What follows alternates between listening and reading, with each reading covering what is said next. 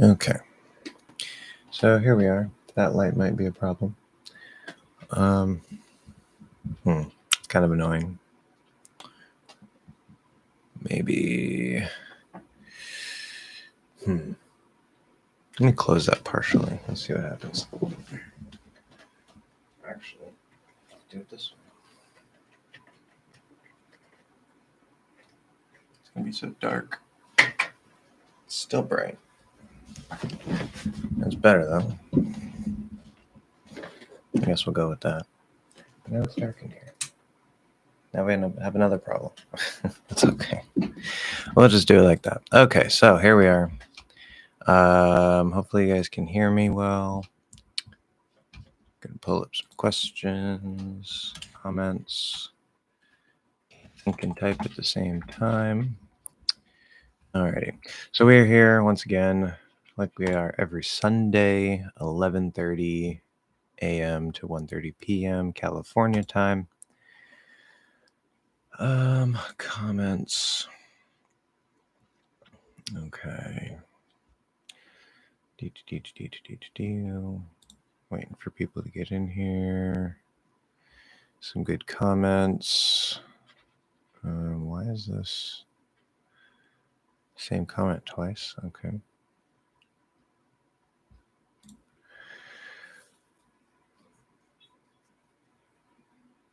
There's not a whole lot this week. Let's see, anybody here yet? Let me know if you guys have questions, comments. Davin's here. Welcome, Davin. How are you? I'm fine. How are you? Your kitty is grooming in the back. Yeah, she does that. We gave her a bath yesterday, so she has to fix that, I guess. But let me see here.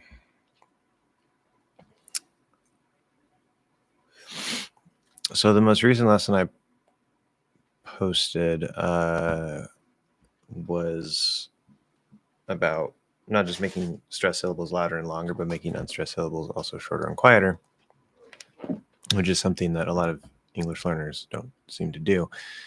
And next time we're talking about eating vowels. So if anybody wants to talk a bit about that, I can give you a little bit of information ahead of time. But eating vowels is a fun concept that is very useful. We have Pascal here. Welcome, welcome. Probably said that horrible, but you know. I live in Seattle and I am from Hungary. Okay, very cool. Living in Seattle. Hope you like it there. I wish I were in Seattle because then it would actually rain. It never rains here, which makes me sad. But I really want to sound just like a native. I think I need to find the placement and work on intonation more. Any tips? Well, it's not that. Yeah, I like how you put placement in quotations. That's exactly what I would do. Placement. Yeah, it's not placement. You're not trying to place your voice anywhere. That, in my opinion, is a mistake. It's about mouth posture, how you hold your vocal tract, mostly your tongue, but the jaw is very important, the throat is very important, and the lips are also important. And that's all about the mouth posture lessons. I don't know if you've seen any of those. I'm developing a whole little free mini course for that. The videos are quite long because there's a bunch of different exercises for the different things. Phase 0 is language agnostic, meaning it's not for any particular language. It's giving you the tools and skills you need to manipulate your tongue and your throat in a finer, more conscious way that you're going to need to get sounds in any language. So the more that I explore mouth posture, especially with all my previous experience talking about pronunciation and this and that, and my own experience with languages, the more and more I'm convinced that if you truly, truly want to sound like a native or as close to a native as possible, because everybody's a little bit different, mouth posture is the way to do that. Maybe there's another way, but in my mind, my experience, It's the way. It's definitely, as far as I know, or all of the things that I know of, it's definitely the way that I'm building it out. It's the most structured, step by step, sort of sequential, logical approach to build your pronunciation from the physical level on all the way up through the intonation and all that stuff. So we start, phase 0 is just getting better control over your tongue and your throat. There's certain checkpoints you have to pass so you know when you're ready to move on.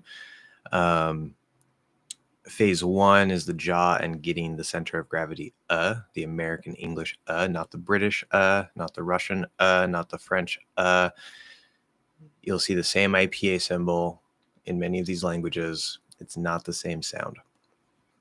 The American English one is the American English one. The British one is the British one. And because we're more open, we're a bit more centered. Some Americans are a little farther back, but we're generally centered. That gives that a particular sound that really helps contribute to the sound of it sounding American, not just English. So your jaw needs to be more open. You need to get your tongue set right into that default center of gravity for the And then phase 2, which I'm still currently developing and working on with people, starts building the vowels, the consonants. And then phase 3, I might eventually break it into phase 4 also, but phase 3 would be when we actually start going from sound to sound. There's already some of that in phase 2 because we go from, like, say if you're working on right, we go from to to very slow transitions back and forth. That's one of the techniques to help literally physically build the sounds in your mouth.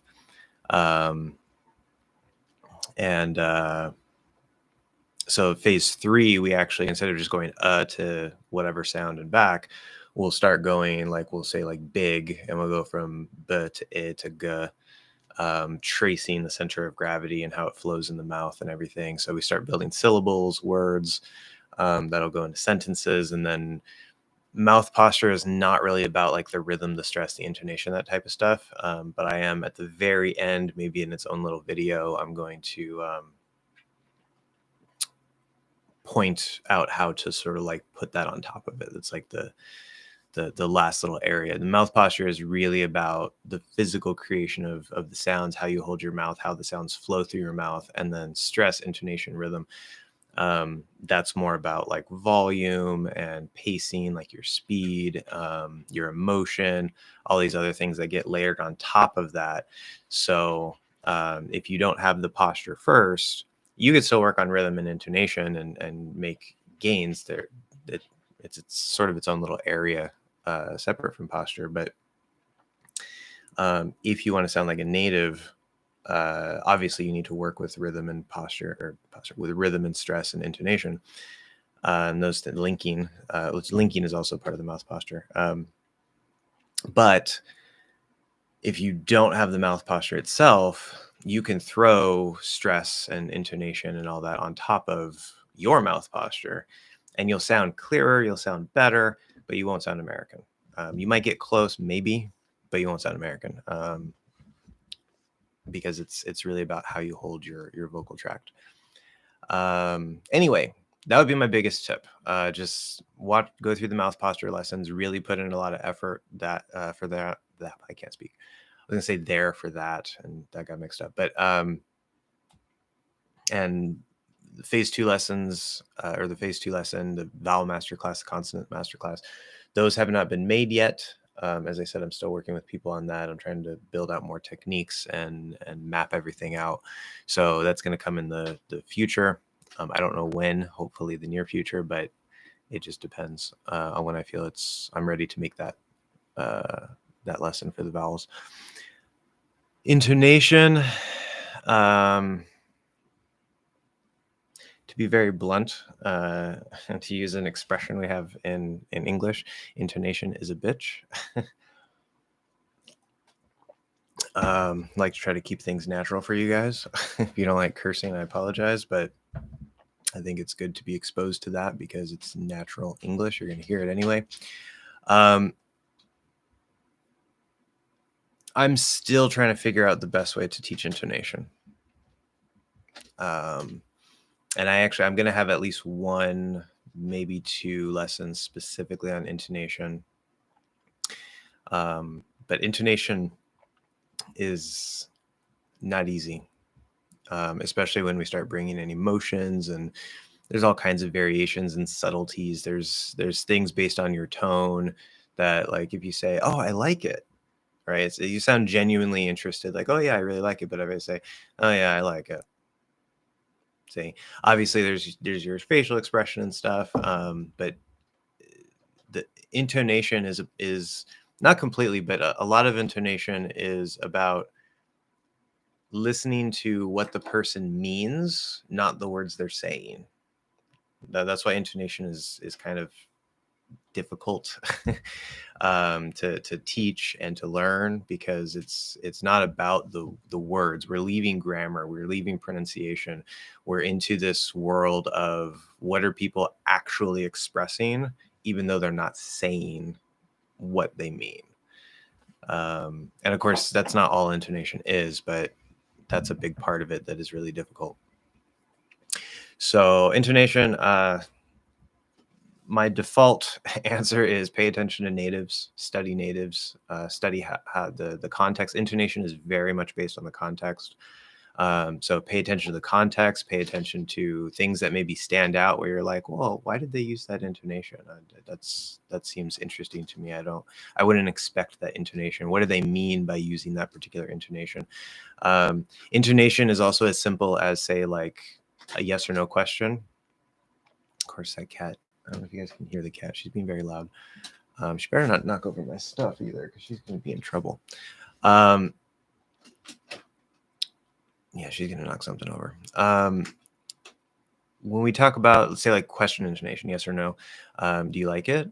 Right, we have this sort of rising, I like to say, a little question curl at the end. That's also a very basic part of intonation. So there are basics that you can easily learn on YouTube. But for the higher level sort of emotional stuff, right, for now, I would recommend just like pay attention to natives. That's always the answer, whether it's grammar, pronunciation, vocabulary. Pay attention to natives.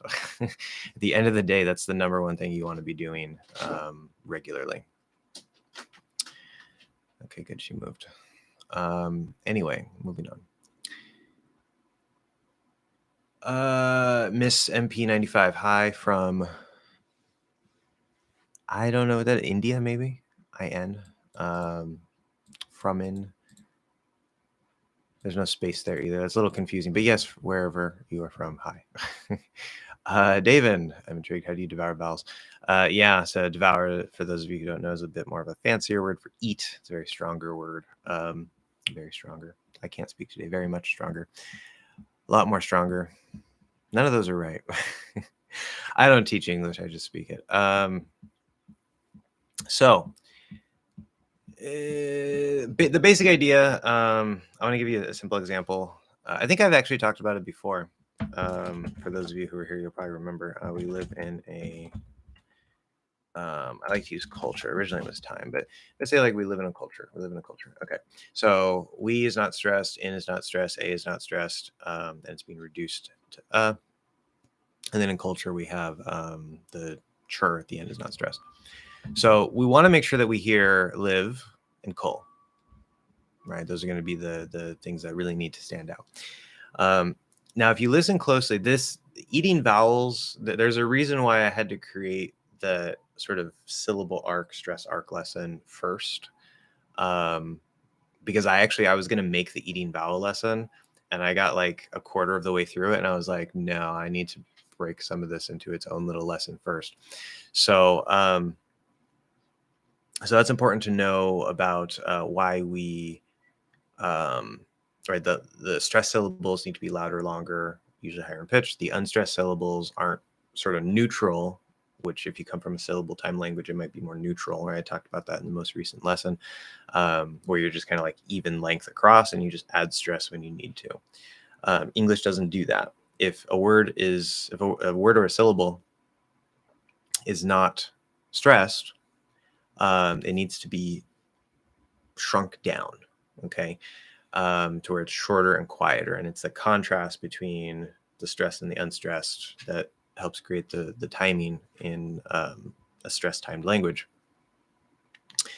There's something else I was going to say there. What was that? Oh yeah, and this when I'm talking about making it shorter and quieter, I'm not talking about reductions. This is just the basic, like I can still fully enunciate everything without reducing anything. Like say I don't reduce a to and it still has to be shorter and quieter. Okay. Now, usually we almost always reduce a to so they kind of go together. Reductions are an extra step where it might even become even smaller, especially if we're dropping a sound. That's actually part of eating vowels that we're going to see later. But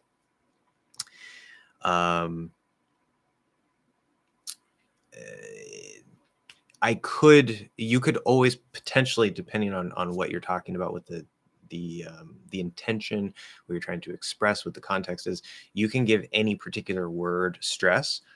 You cannot take a word like say culture and choose to stress that second syllable necessarily. That's not really how it works.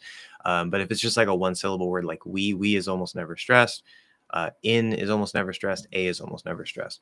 Potentially, or I could say we live in a culture. I could say we live in a culture as opposed to something else. Maybe you make a mistake saying we live at a culture. I don't know. Or we live in a culture, but we don't live in two cultures, right? Or whatever. So you need a reason, a context to do that. But normally these unstressed words or unstressed syllables, they're not going to stand out because there's no context. There's no reason to make them stand out. So when we talk about eating vowels, if you listen, that's the first piece of information. Second piece of information is that range. I talk a lot about the range with like speed. When we're on that slower range, okay, this also affects the rhythm and the stress. It's not just the sounds. When we're in that slower range, we tend to be more enunciated. We tend to be speaking a little more clearly. We don't hang out over here most of the time. We'll usually dip down here to make a certain thing clear or whatever, and then we'll go back to normal speed. If we're in this range, we probably will not be eating any vowels. Okay, this is just basic rhythm, basic unstressed, basic stress. That's all it is. So if I say we live in a culture, we live in a culture. You hear everything. We live in a culture. We live in a culture. And it could still have, a nice good flow. There can still be some decent linking going on, just basic linking, nothing special.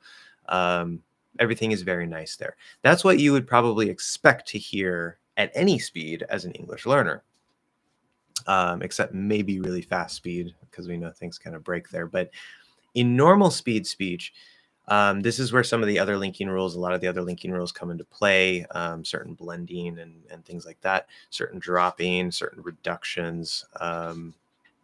Again, there can be some of that in this sort of slower, clearer area depending, but this is usually more fully enunciated, where when we're in that normal range, especially on the faster end of normal, we start eating vowels. And not all the time. This isn't something that you have to do, but it is something that commonly happens if you pay close attention. As long as somebody's not hanging out down here, like if they're giving a speech, they might actually be hanging out down here in this sort of slower, more enunciated area. But if you listen to real speech, real everyday speech, podcast interviews are usually really good for this. So you'll actually hear, instead of we live, you'll hear something like we live, we live, we live. So I'm actually not even saying we anymore. I'm doing a W and straight into the L. That's all it is. It's a W and an L. We live, we live, we live, we live. Okay. In and okay. So live, vn, vn, vn, vn. I'm actually, before I even release that V, I can close the N. I'm not saying in, I'm not saying un, I'm not reducing it. I'm dropping the vowel completely. I'm eating that vowel. Livin', livin'. And then we kind of need that. We need a little there, right? A nice little reduced schwa. Livin', livin', livin', livin'. Okay. And then culture. So we're going to have to come back out, the col. And then the chur could just be chur, chur, chur, right? It's not culture, it's culture, culture. We live in a culture. We live in a culture. Now compare that to we live in a culture. We live in a culture. Okay. Fine for down here. Kind of starts to sound weird in normal speech. Again, some of these things might happen, some of these things might not. Could it the fully enunciated version of a word is always possible, just not necessarily likely, depending on how fast we're going, depending on whatever linking rules might be involved. So I could easily maybe keep that E in we, still has to be unstressed. But you might hear that E come out at least a little bit, might even reduce to I, because we can kind of come out as we. In if we're going fast enough. And then maybe I just sort of eat the vowel in, right? And we say like, we live in a culture. We live in a culture. That's possible. Or maybe I drop the E in we, and I say the I in. Maybe that happens to come out. We live in a culture. We live in a culture. Possible. Or maybe they're both there, maybe they're both not. So the trick about eating vowels is it's not something that, it's not like a hard rule that always applies. It's something that commonly happens in the flow of normal speech.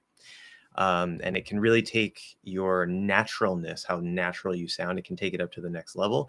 And more importantly, it can really improve your listening skills if you kind of know what's going on, because then your brain kind of knows what to expect, and it knows to really focus on those stress syllables, which is what a native's ear does. We don't really pay too much attention to those unstressed syllables very much. Like somebody might say in, and it could actually come out as maybe it could come out as it could come out as whatever, and a native will not misinterpret it. Why? Because of the context, because of what we expect to be there. So in a stress-timed language, particularly American English, I can say for sure, but in a stress-timed language, we don't even care about all the sounds in the unstressed syllables. As long as we have certain key sounds, like if I'm going to say we live in a culture, if there's no W there, there's no way that it can be we. And we don't know who the subject is. Is it I live in a culture, you live in a culture, we live in a culture, they live in a culture? It's not going to be he or she or it, because then it would be lives, right? So we know it's not that. But if I don't hear that W, we don't care about the vowel. You can eat the vowel. But if you don't have that W before the L, we don't know who the subject is. But if I say I, you, that's a Y sound, we, it's a W, they, that's a TH, only one of those has a W. So we eat the vowel, connect the W to the L, we know it's we.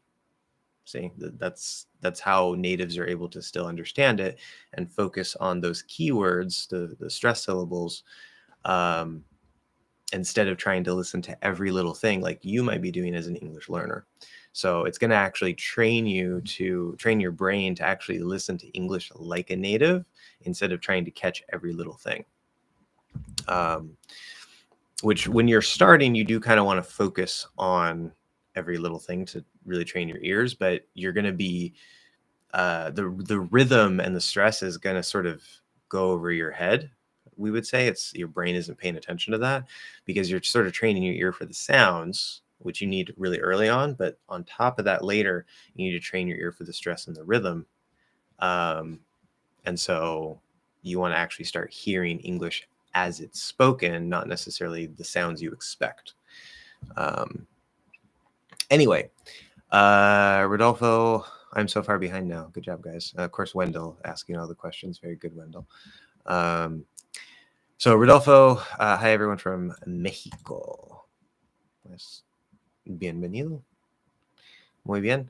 Okay, always glad to have Spanish speakers here. We always have lots of Spanish speakers, Portuguese speakers. Very nice. And de Mexico también. Yeah, Mexico is like literally a 5-minute drive from where I am. So, Steve, can the suffix full be pronounced with a high schwa? Okay, so this is a good question. Let me double check, see what the dictionary says, just for my reference here. That's not going to do that. So let's say we say helpful. And what does it say? Yeah, so it says it's a schwa. Let's say I say awful. It says it's a schwa. Yeah, that's what I figured.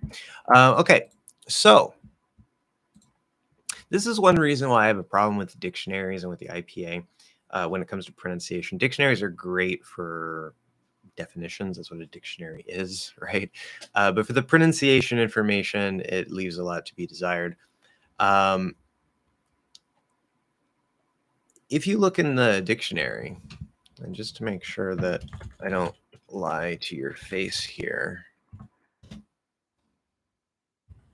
pretty sure the dictionary is going to say this. Yeah. Okay. So if you go to the dictionary, I minimize something I don't want to minimize. Did I close it? No. Okay. That'd be bad because that would end the live stream. If you go to the dictionary and you look up the word P-U-L-L, pull, and then you see the suffix ending full. Okay. It's like helpful, awful. Okay. Now, they seem to sound the same, and there probably are speakers of American English who do these a little bit differently. After all, there does exist an L-colored there does exist an L-colored I think. But number one, they're kind of hard to hear. Number two, you don't have to use them to sound natural or neutral. I don't use them myself. Sometimes I will L-color a schwa, I've noticed, but it's just something that it can come out that way. All vowels, including diphthongs like I, or the diphthongs like the R-colored vowels, like R, all vowels and vowel combinations can be L-colored. So you can put an L at the end, and then instead of doing L, you do ul, that dark L, what I call the half L vowel. Okay. The only ones that you don't have to L-color are and Okay. Now, of course, is as in book. When Steve says high schwa, that's what I call the high schwa. For those of you who may not be familiar, it has nothing to do with the schwa itself. It's just what I call it because of how it feels in my mouth compared to the schwa position. So if I say pull and full, in fact, what does a dictionary say if I put F-U-L-L? Let's see, F-U-L-L. It says that it's that high schwa sound. And yet, if you do the suffix ful, which to me sounds exactly the same, it's going to tell you that it's a L-colored schwa. So to answer your question, can the suffix can the suffix full be pronounced with a high schwa? I would probably say no, but that's the wrong question. My recommendation to make your life easier is speak like me on this particular point.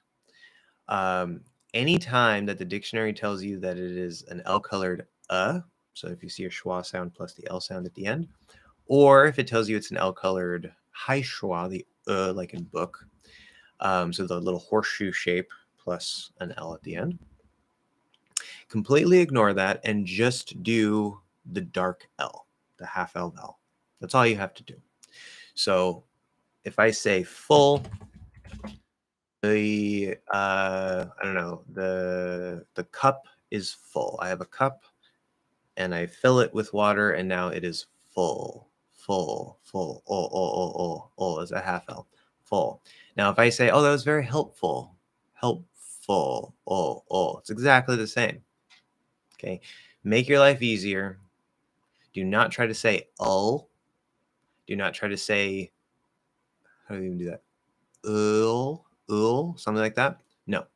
Anytime there's a schwa or a what I call high schwa, like in book, followed by a dark L, just do the dark L. Ignore the vowel completely and just do the dark L. You can thank me later. Maguaz, good morning. Yes, welcome. Well, now it's afternoon. It's 12 o'clock. But when you sent the message, it was technically morning. So yes, thank you. Welcome, Maguaz. David, how do you pronounce South Korean won? Should actually probably be the there. How do you pronounce the South Korean won? Maybe.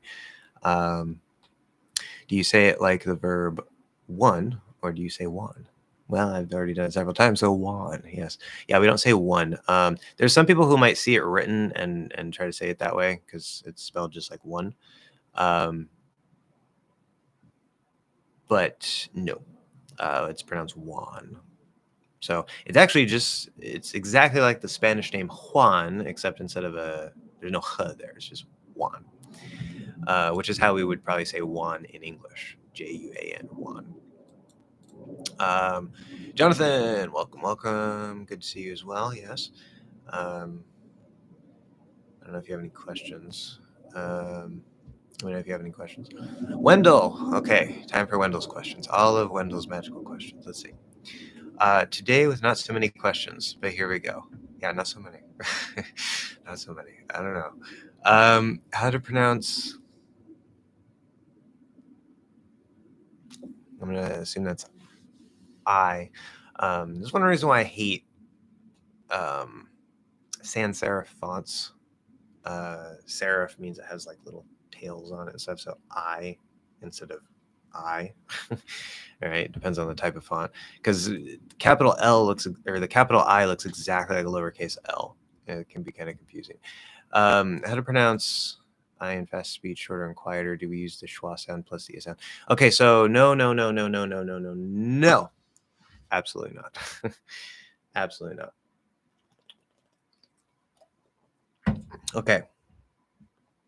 If you start plussing sounds, you start adding sounds, you're making diphthongs. You're saying or okay? No. Let's think about it. Okay. So there's the sound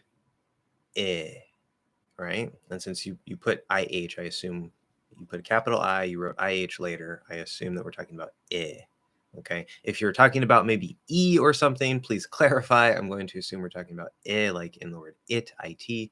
Okay. Regardless, this explanation will still apply to all sounds, all vowel sounds anyway. So let's say we say the sound okay. Now I could say I could say I could say I could even say it. What's the difference between all of those? Well, the more that I want it to be clear or clear/stressed, I guess we have to navigate a line here, but the more that I want it to stand out, maybe because it's stressed or whatever, probably because it's stressed, I need to make it louder and longer. That's why stressed syllables are louder and longer, because they need to be heard. They need to stand out. Okay. It's not just some random rule like, oh, English requires me to do this. No, there's a reason why it's louder and longer within the rhythm of stress timing. So if I say nice and clearly, like if I'm talking about the sound and you hear me say I'm trying to pronounce it nice and clearly so that you can hear it. Okay, I'm sort of stressing the sound as a unit because I'm talking about it, right? Now let's say I put that into the word sit, which is a stressed word. Sit.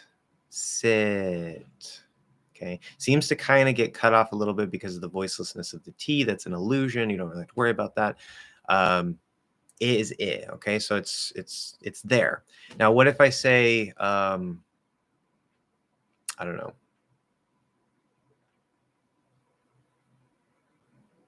If. I think if is usually not stressed. I'm trying to think of another word. That's not a grammar word. Let's just say it. Duh. Okay. So take the S off. Okay. It is usually not stressed. It. Sit. sit, it, sit, it. Okay. Let me go ahead and change the T to a D. So we'll say sid and id. Just so that you don't hear that I cutting off, we can hear it a little more clearly. Sid, id, sid, id, sid, id, sid, id. Okay. It's probably not the best comparison necessarily because I'm kind of doing them isolation next to each other. So if I say, yeah, this is not going the way I wanted to. Okay, let's do sit and it in a sentence.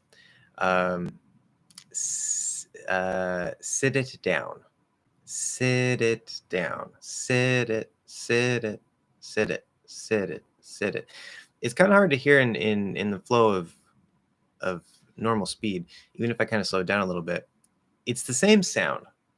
You're not adding anything. You're not changing anything. You're not doing anything to the I sound, except you're not doing this. You're doing this. Okay. It's just you're not pushing it out as loudly and you're not holding it as long. That's it. It's the only thing that changes when you do an unstressed I. Okay. This is another reason why I hate the terminology like long vowels and short vowels, because I is the short I and I is the long I, when in reality, those sounds have really nothing to do with each other except that I ends in I. But they're two completely different sounds. Okay. The name of the letter I, we call it I, that's the name of the letter, but that letter itself is commonly used to represent the sound I and I. Okay. This is one reason why it's called the long I and the short I, because it tends to represent those. This is mixing spelling and sound. You want to break that completely. This is one of the single biggest weak points of language teaching, particularly English teaching, and it very, very much bothers me.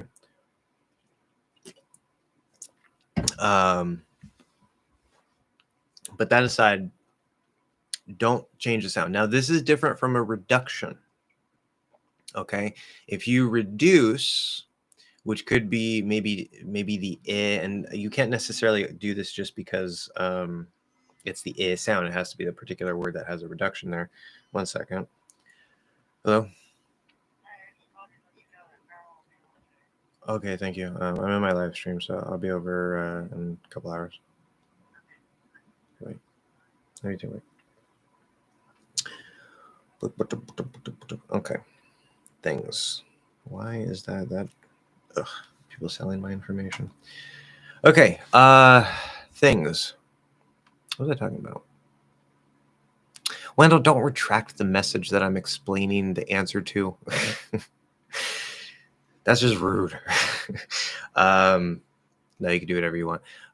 Anyway, if we're talking about reductions, okay, and let's say there's a word that has the I sound that can be reduced to or maybe you can potentially drop the vowel or eat the vowel, whatever reason we have. But if we're reducing or dropping the vowel, then yes, you're not sort of doing I plus or something. You're just reducing it to or dropping it or whatever it is you're doing. But that's a change compared to what it is supposed to be, right? And again, you can't just randomly do that anytime you see I. Even if it's unstressed, there has to be within that particular word a reason, like we actually do it in that word, for example. Anyway, I think you get the point. So don't change anything with the sound. Just make it smaller and shorter, or quieter and shorter. Make the sound smaller instead of bigger. That's what you want to do. Okay, Linda, which verb or expression is more common and informal in daily English? Okay, so more common and informal. Tell the difference of something, differentiate something, or tell something apart. Okay, so first, I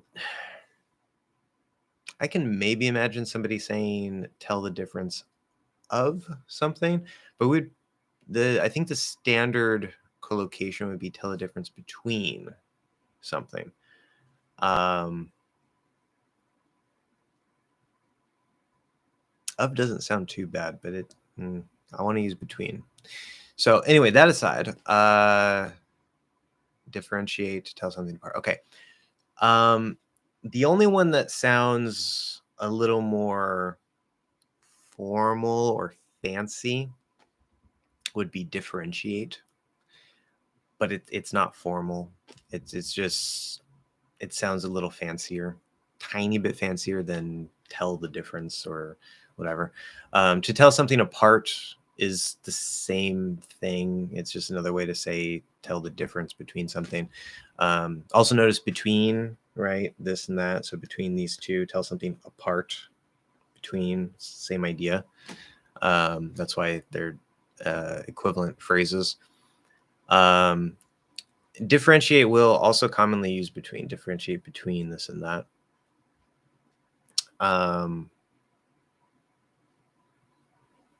So yeah, they're all equivalent. They're all common. No, I would say none of them are informal. None of them are formal. None of them are informal. They're just standard politeness, neutral, regular phrases. Again, relatively differentiate does sound slightly more fancy in a way, but it's perfectly fine everyday language. Are telling the difference and differentiate synonymous? Yes. Off the top of my head, yes. Context is always important. Sometimes there's multiple meanings, but yes, they're essentially the same. Uses of verb to be or usages of verb to be. It's a good question. One of those is probably right. Getting all these notifications. That's funny. I'm currently doing a live stream on YouTube while I get a notification for a video from a creator who talks about YouTube. It's one of the channels I follow to hopefully help my channel. Okay.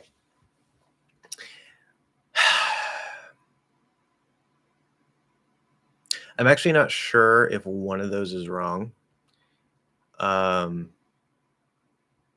Even myself, but a lot of people you'll hear, again, maybe not in all contexts, but in general, uses of something and usages of something, they sound pretty synonymous.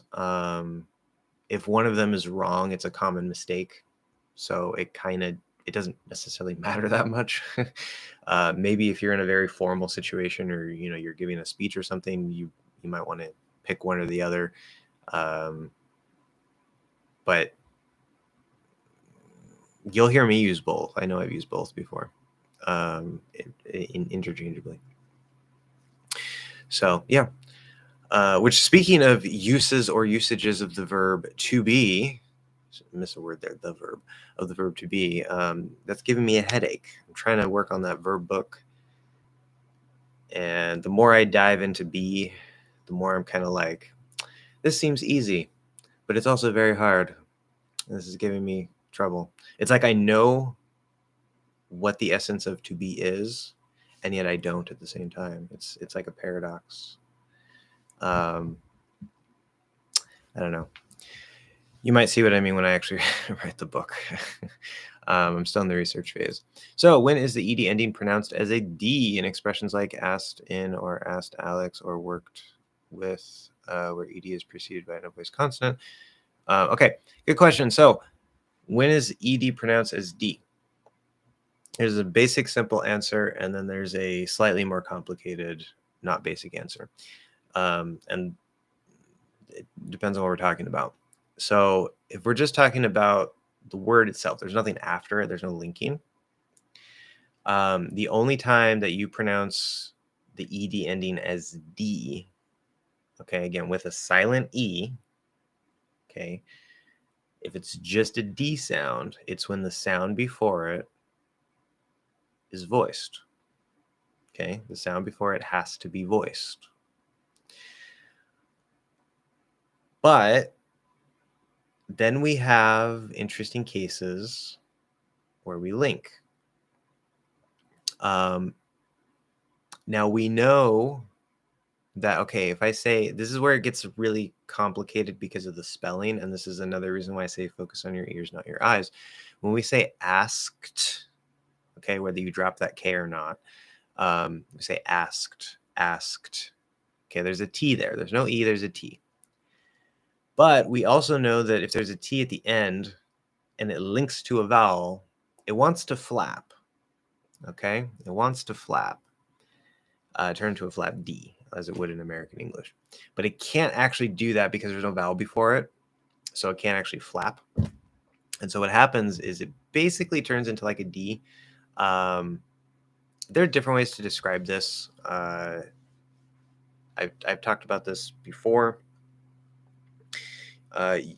You can look at it as like it's still a T sound, except it's kind of getting some voice because it wants to become a flat T.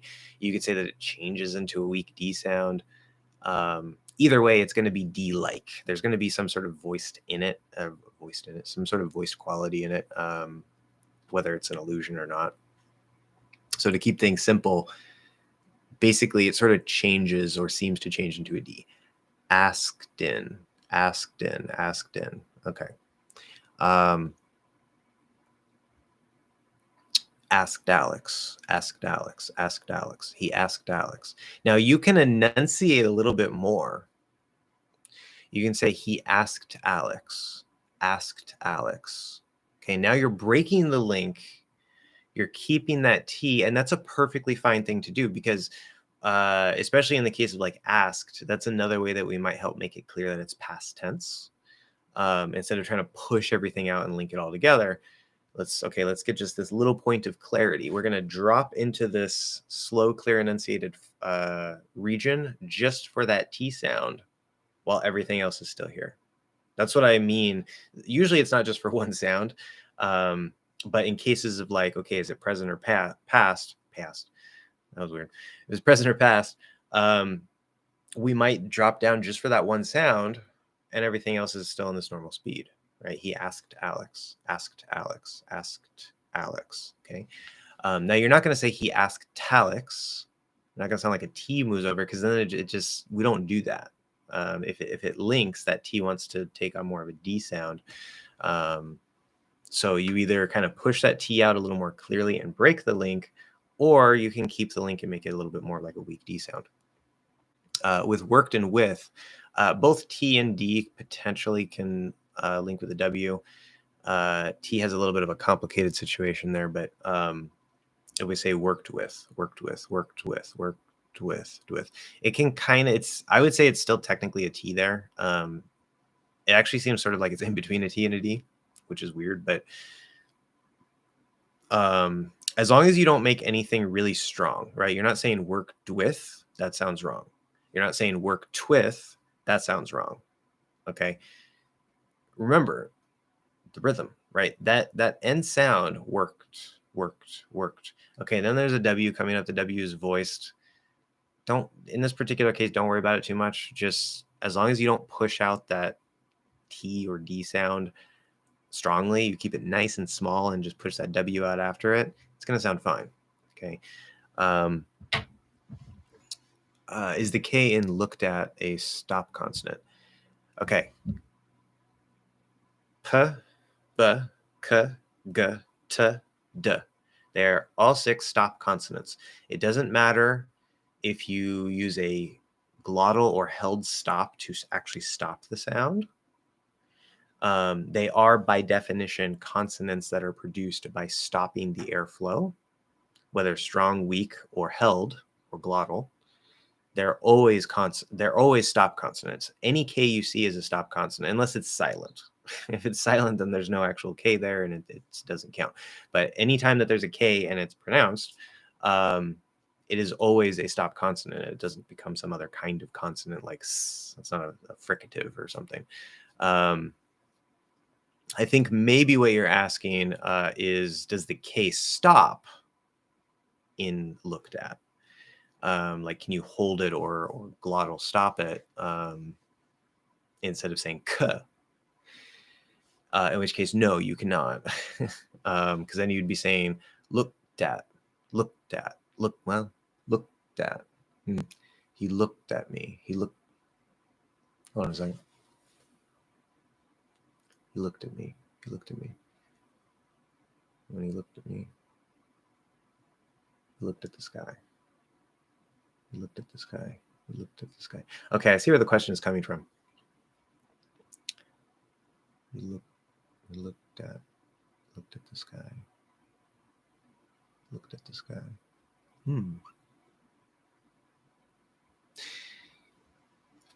We looked at the sky. We looked at the sky. I guess it can stop, yes. In the flow of normal speech, I guess technically you can say it's held slightly. It's not really, it doesn't tend to get pushed out because of that other stop consonant after the T that might become a D if it links. So instead of clearly saying looked at or looked at or something like that, that K can kind of get held for a second. And you can even do that kind of clearly, like we looked at the sky. That gives a certain sort of pacing, certain flow to it. You need a bit of a reason to do that, because normally if we kind of emphasize it a bit, slow it down a bit, that K is going to want to come out. So like we looked at the sky. So it's possible to stop the K there, like a held or maybe a glottal, but I would say it's possible to hold it there for a second. In the flow of normal speech, you don't have to actually push that K out. You just have to sort of hit that position and then don't actually K. Just as you release it, this already comes up into the next sound without actually pushing the K out there. I hope that makes sense. And it's a little complicated sometimes with this stuff. How to pronounce I worked all day, like that. I worked all day, worked all day, worked all. So this is kind of a similar situation. Because we have that sort of T or D after it, you don't actually have to fully release that K.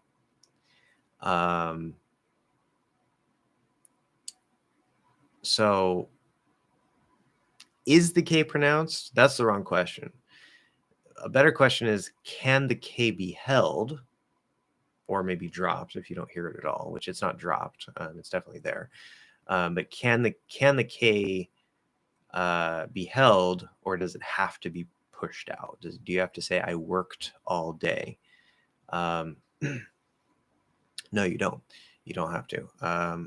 Now notice also, like I was talking about before, like with like asked Alex, if you sort of break the link, you push out that T instead of making it more of that little like weak D sound, that K is going to want to stay there too, because, right, you're sort of going down to this area here. So I worked. So now we hear, and they go really well together, even though they kind of clash for this sort of slower, more clearly enunciated level. We don't tend to sort of hold sounds down here. And we're unlinking that T from the vowel. So it makes sense that we would actually push both of them out and they would clash. But in the flow of normal speech, you can kind of smooth things over by sort of maybe holding that K, not really pushing it out, but instead kind of pushing out more of that D. So you still have to go into the K. You can't just go like word all. The K has to be there. It's just you don't have to actually say K. So again, hopefully that makes sense. It's kind of a weird little area. It's hard to describe, but I feel like Daria would benefit from watching where he does an intonation. Daria. I don't get the reference. Unless that's that show. Isn't there like a show from like the 90s or early 2000s called Daria or something? Maybe that's what you're referencing. In which case that I think that would make sense. But what kind of money? Wow, I'm really behind. What kind of money is considered big and small bills? Okay, so small bills, obviously one. Right? It's only $1. That's very small. A 5 would be a small bill. 10 would probably also be a small bill. 20, I think, is also a small bill. Especially because you go to an ATM, they only give you 20s.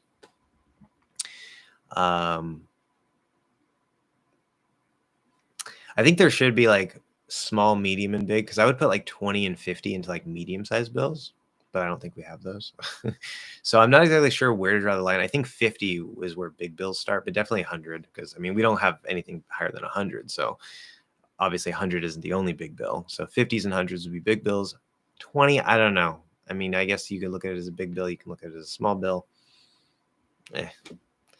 Um, I'm not completely sure, but when do I have to use her fully enunciated as an ask her, and when to use the weak form of her? Okay, so once again, I love one of the reason I can't speak today. One of the reasons why I like Wendell's questions so much, aside from Wendell generally asking some pretty good questions, some tough questions that a lot of people can benefit from. Sometimes I think the way and this isn't bad, Wendell. This is really good. Some of the questions that you ask or the way that you ask them, whether you intend to or not, it's still beneficial for other people. You bring up certain little points or certain little ways to phrase things that maybe other people use, other teachers might use, that I think are important to address in addition to the question. So I really love when you ask questions, Wendell. It's very, very good. I don't want you to think that negatively in any way. Your questions are always fantastic. Now, what I mean by that here, so you say when to use the weak form of her. I don't want you to think of words as having strong forms and weak forms. I think that we would say opens a can of worms. If you're not sure what that means, you can look it up. Can of worms. It opens a can of worms that we don't want to open based on something that I don't think is accurate in the first place. So don't think of words as having a strong form and a weak form. Okay. Now we could be splitting hairs. There's different ways to look at it. If it works for you, I guess it's okay. I wouldn't recommend it. What I like to say, see, I like how you said fully enunciated, right? You didn't say the strong form of her, because that would probably just confuse me actually. But you said when do I have to use her fully enunciated? Okay, so there's the fully enunciated or fully pronounced, we could say, version of the word. And then there's the not fully enunciated. Told you guys I can't talk today.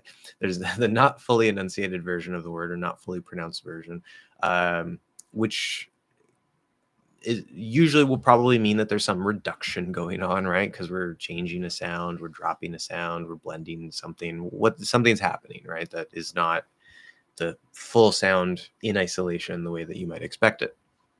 Okay. So when to answer your question, when do you have to? When you want to emphasize or make it super, super clear, okay, which would be in special cases, not most of the time, okay?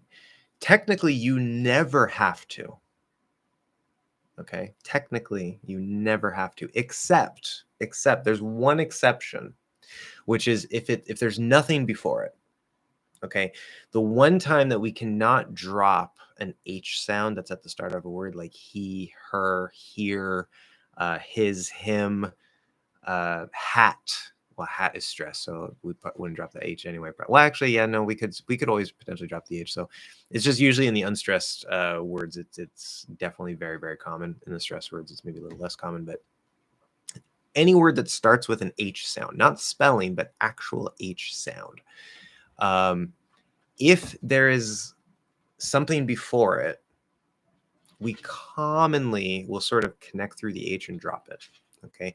In a stress syllable, you definitely don't have to do that. Like I just said, you definitely don't have to do that. I kind of pushed out that H. And if you stress that word, right, because with the stress, if you emphasize it even more, that H is probably going to stay there because we want it to sort of stand out and be clearer, right? But especially if it's an unstressed word like he or her or his or him or hers, his little pronouns, almost all the time we drop that H unless it's the first word. So her, if I say like her car, okay, I can't say her car. That doesn't work in American English. Maybe in some dialects of British English, doesn't work in American English, okay? You have to say that H. But if there is anything before that, and I don't just mean that it can't just be another sentence because that's a period. Okay, you start the next sentence, we have to say the H. But if it's in the same sentence, okay, and you didn't have a pause, right? So if I say ask her, I have to say that H because now there's nothing before it. I paused. Okay. But if there's sound that can sort of flow through into that vowel after the H, then the only time that you have to, which you never have to, but the only time you have to, quote unquote, actually say that H there and pronounce her fully is again if you want to make it clear, because maybe the context isn't completely clear. Usually it is, but you want to make it extra clear. You want to emphasize her as opposed to him or as opposed to another her, right? So you might do that. So ask her, not him. Okay. Et cetera, et cetera, et cetera. So it's not a question of do you have to or when do you have to.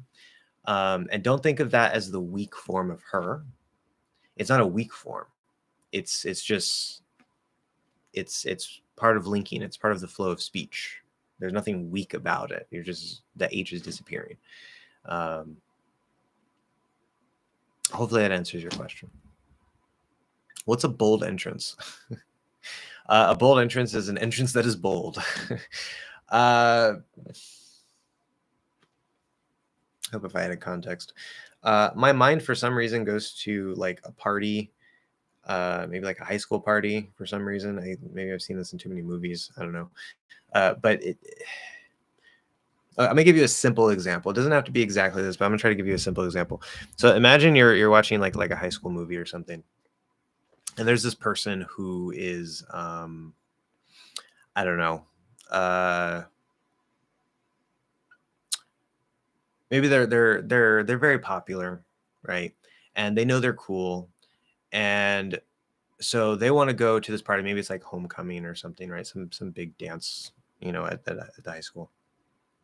And so she wants to be like the best, like all attention on her. Like she's gonna wear this like dress and put her hair in a way that is just like everybody's like, oh my god, that's amazing. Like nobody can compete, right? And so that in itself, right, when she walks in, that could be considered a bold entrance because it's like, look at how she is, right? Or it could be a guy even, because it's like, wow, look at me. Like I have this special dress, special hair, special everything. I'm just like, I'm, clearly the most beautiful, best person here. And I'm going to walk in a way that, is very like everybody looks at me. Right. Or a bold entrance could be just a regular person who decides to kick open the doors. Maybe same dance, same party, right? They're just wearing regular street clothes, but they, instead of opening the door, they kick in the door and they say, I am here. Okay. That's a bold entrance, you might say. So again, it depends a bit on the context. But when I think of bold entrance, I think of, it's like you're making a statement with your entrance. It's bold, right? Bold, emphasize. When we talk about writing, if you bold letters, you make them thicker and bigger and they stand out more. It's almost, bold is kind of like, in terms of writing, when you bold a word, it's sort of like stressing in writing, like in the world of writing, like you're making it visually stand out instead of auditorily stand out. So a bold entrance, it would sort of be something that stands out in the way that you enter. Yeah. What does, remember, it's a question, which I'm going to have some lessons on this too. But if I say, does dime mean blah, blah, blah, blah, blah? That's a yes or no question. When you add the what, because you don't know what the blah, blah, blah, blah, blah is, right?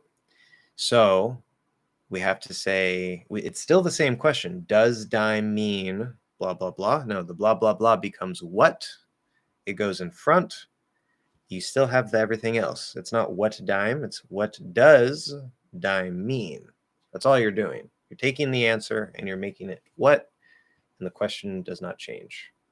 Okay, it's an easy way to remember the sentence structure for WH questions. Okay, so not what dime means. Okay, now I know this isn't your question, but it's important. One of the problems with the WH question words that confuse a lot of English speakers or English learners is if it's actually a WH question, right? Notice if it's a question, the question structure does not change. Does blank blank, okay? Does something blank. Does dime mean something? Okay, that does not change the what goes in front. But we can also use these WH words as grammatical connectors in a statement. So if I say, okay, dime means blah, blah, blah, blah, blah, blah, blah. Okay. And then all that, I point back to that and I say that everything I just explained is what dime means. Now it has to be a statement structure, even though we're using what, because it's not a question. Okay. I know that gets a little messy and confusing. If you use a WH word in a statement, there's no question word because you wouldn't use the question word in a statement, right? But if that WH word is used in a question, you still need that question structure, does or, is, can, whatever, whatever that question word is, blah, blah, blah, blah, blah. You just put the WH word in front. Okay, so that aside, what does dime mean? Is it a type of coin? Yes, it is. I heard it a few times being used in an expression that I don't quite remember at all. It's a well, that's not very useful. Should remember it. It's a word that I skipped just past my eyes, right over. Okay, so yeah. Dime is a type of coin, but it has several different usages, like that word, not the coin. So in American money, you have a penny, which is 1 cent, right? So a dollar is like 100 cents. So a penny is 1/100th of a dollar. Okay, it's the smallest coin we have, as the President Abraham Lincoln. Then we have a nickel, which is a bit bigger. Quite a bit bigger, actually. That has Thomas Jefferson on it, president. That's 5 cents. Nickel is 5 cents. A penny is 1 cent. Nickel is 5 cents. Then the next biggest one is a dime. This is actually smaller than the penny. It has Theodore Roosevelt, if I remember right. Theodore Roosevelt, president. Theodore Roosevelt on it. That's 10 cents. Okay. So a dime is 10 cents.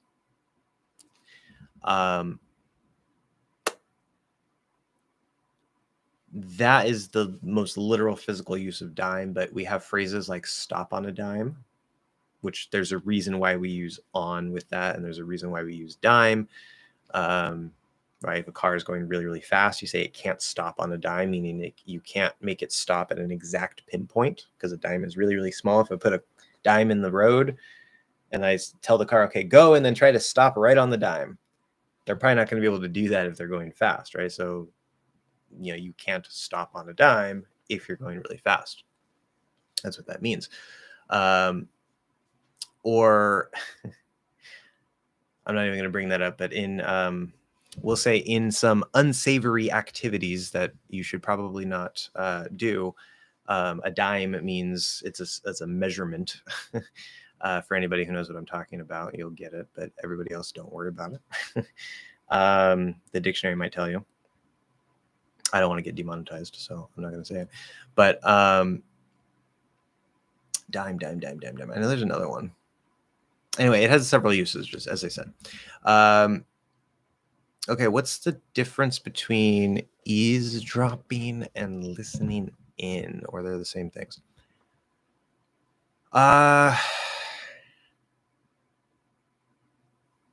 It's a good question. Okay, so not exactly. Off the top of my head, I was gonna say yeah, they are, but no, not exactly. So listening in, so you could let's say there's a radio, you turn the radio to a particular station, you are listening in to that station. Okay. That's not eavesdropping.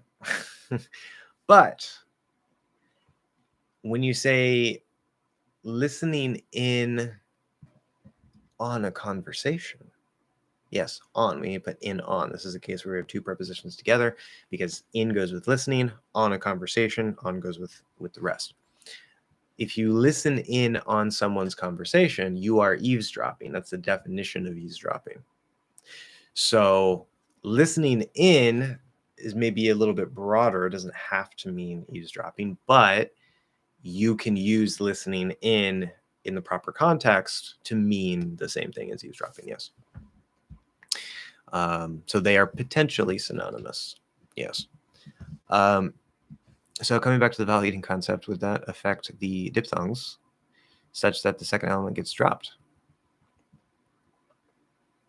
Good question. So, well, I've talked quite a few times in the lives about, or I've mentioned the concept of cutting the diphthong.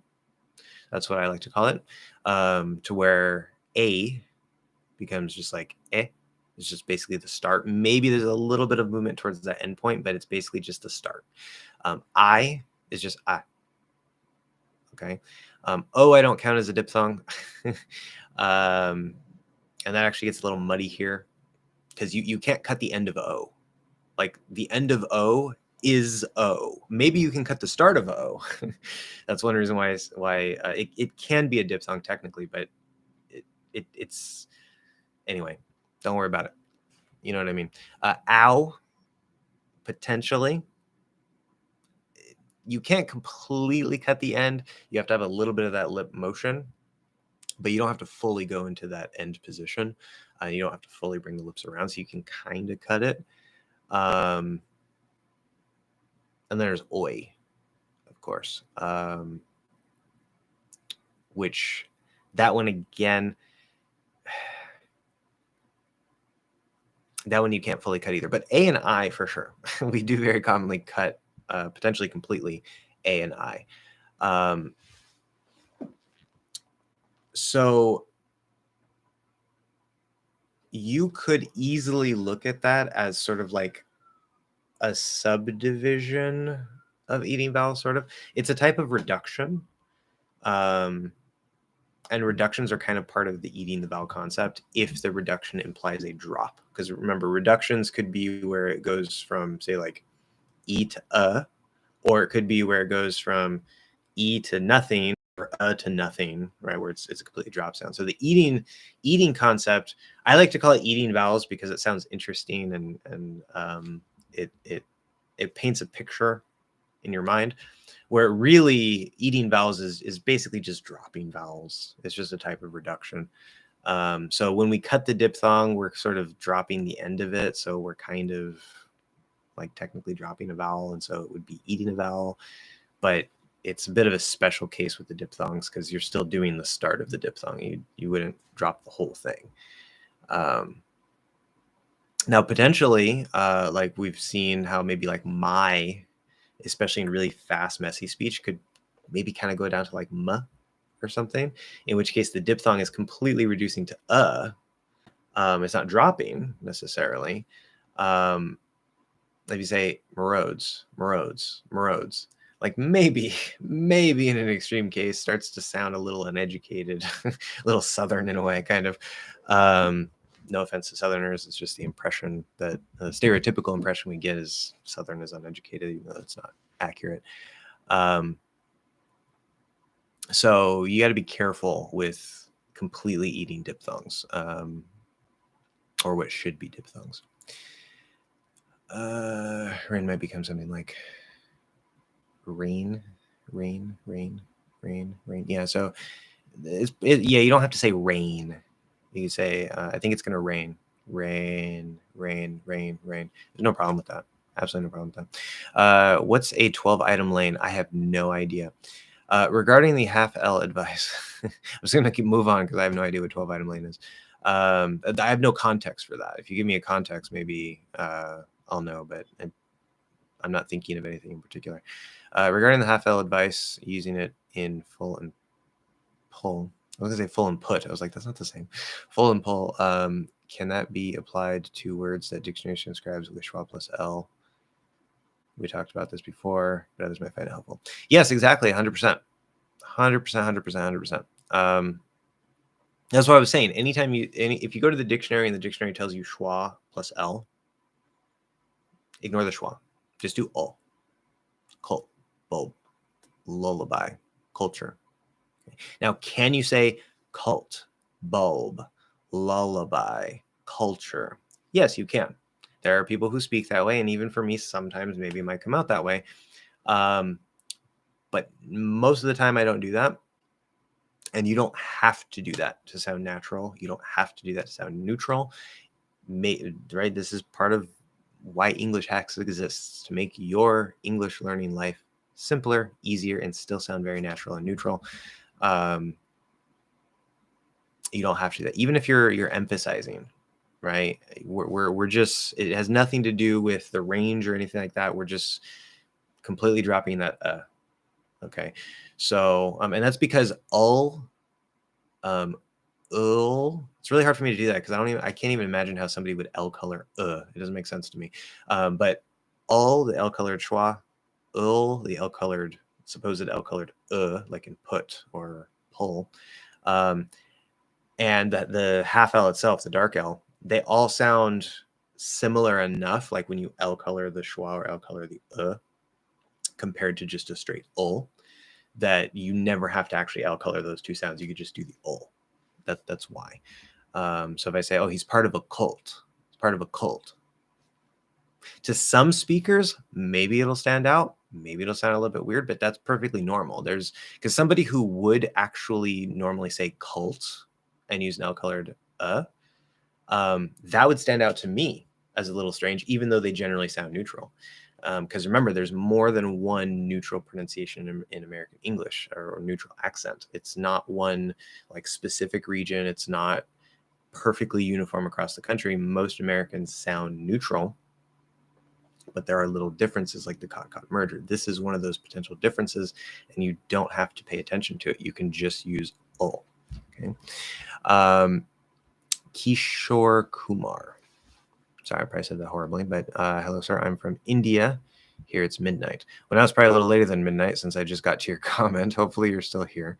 Sorry it took me a minute. I tried to just go through the list. But yes, welcome from India. Very nice, very nice. Big time difference, obviously. It's almost 12 hours.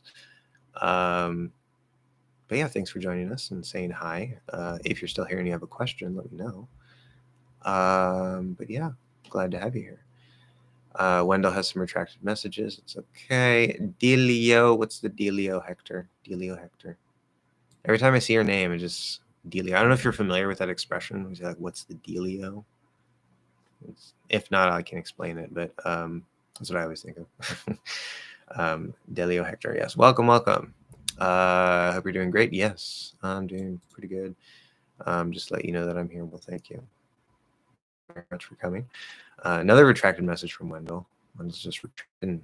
Wendell is a message retractor. See, I made a noun there. Message retractor, someone who retracts messages. Again, find Wendell, no problem.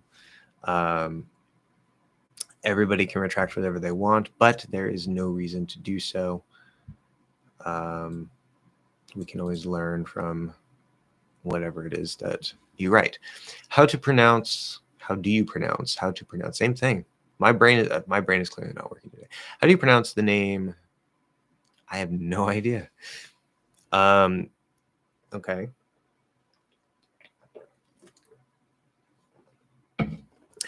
This is a good example of natives not knowing how to pronounce things in English. Because as I said before, the spelling system is such that if it's new or if it is sort of on a blurred line, which I'm going to explain in a second. We either won't have any idea how to pronounce it, or we won't be sure how to pronounce it. Now, when I talk about this blurred line, so this first part, an English way to pronounce that would be Jean. But I know that's also French for like John, maybe with like a J instead of J, Jean.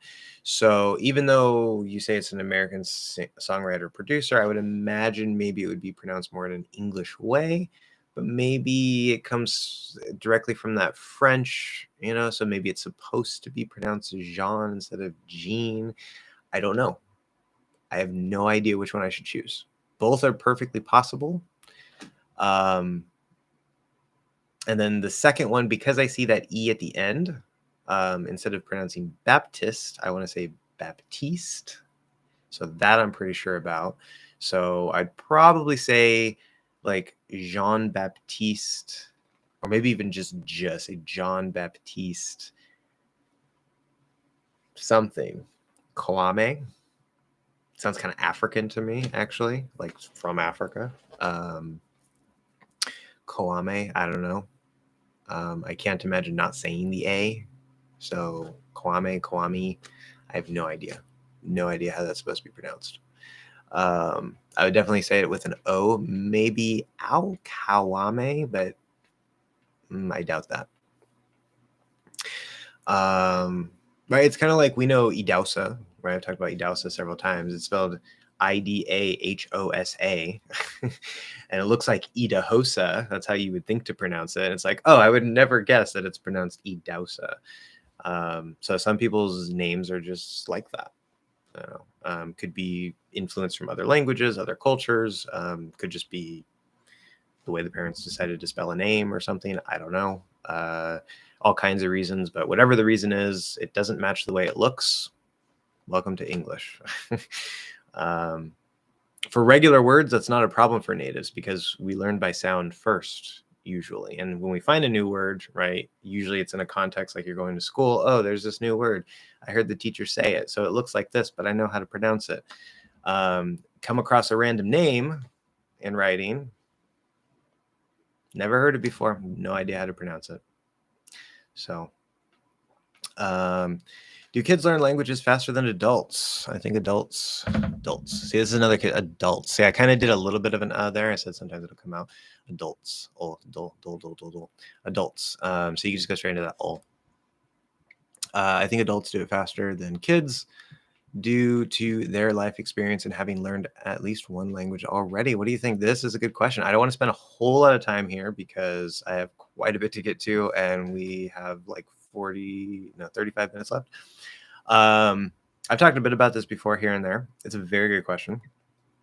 I think that we're kind of, the way I look at this, it's almost, not exactly, but it's almost like we're comparing apples and oranges. That's an expression we have, comparing apples and oranges. They're two different things. They're similar, they're fruits, but they're two different things, right?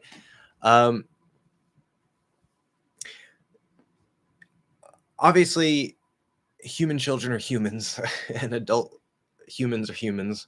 But to compare the brain of a young kid or a baby to the brain of an adult, there's so much development that has happened, and so many brain changes that have happened that it's almost like a different fruit, right? Apples and oranges.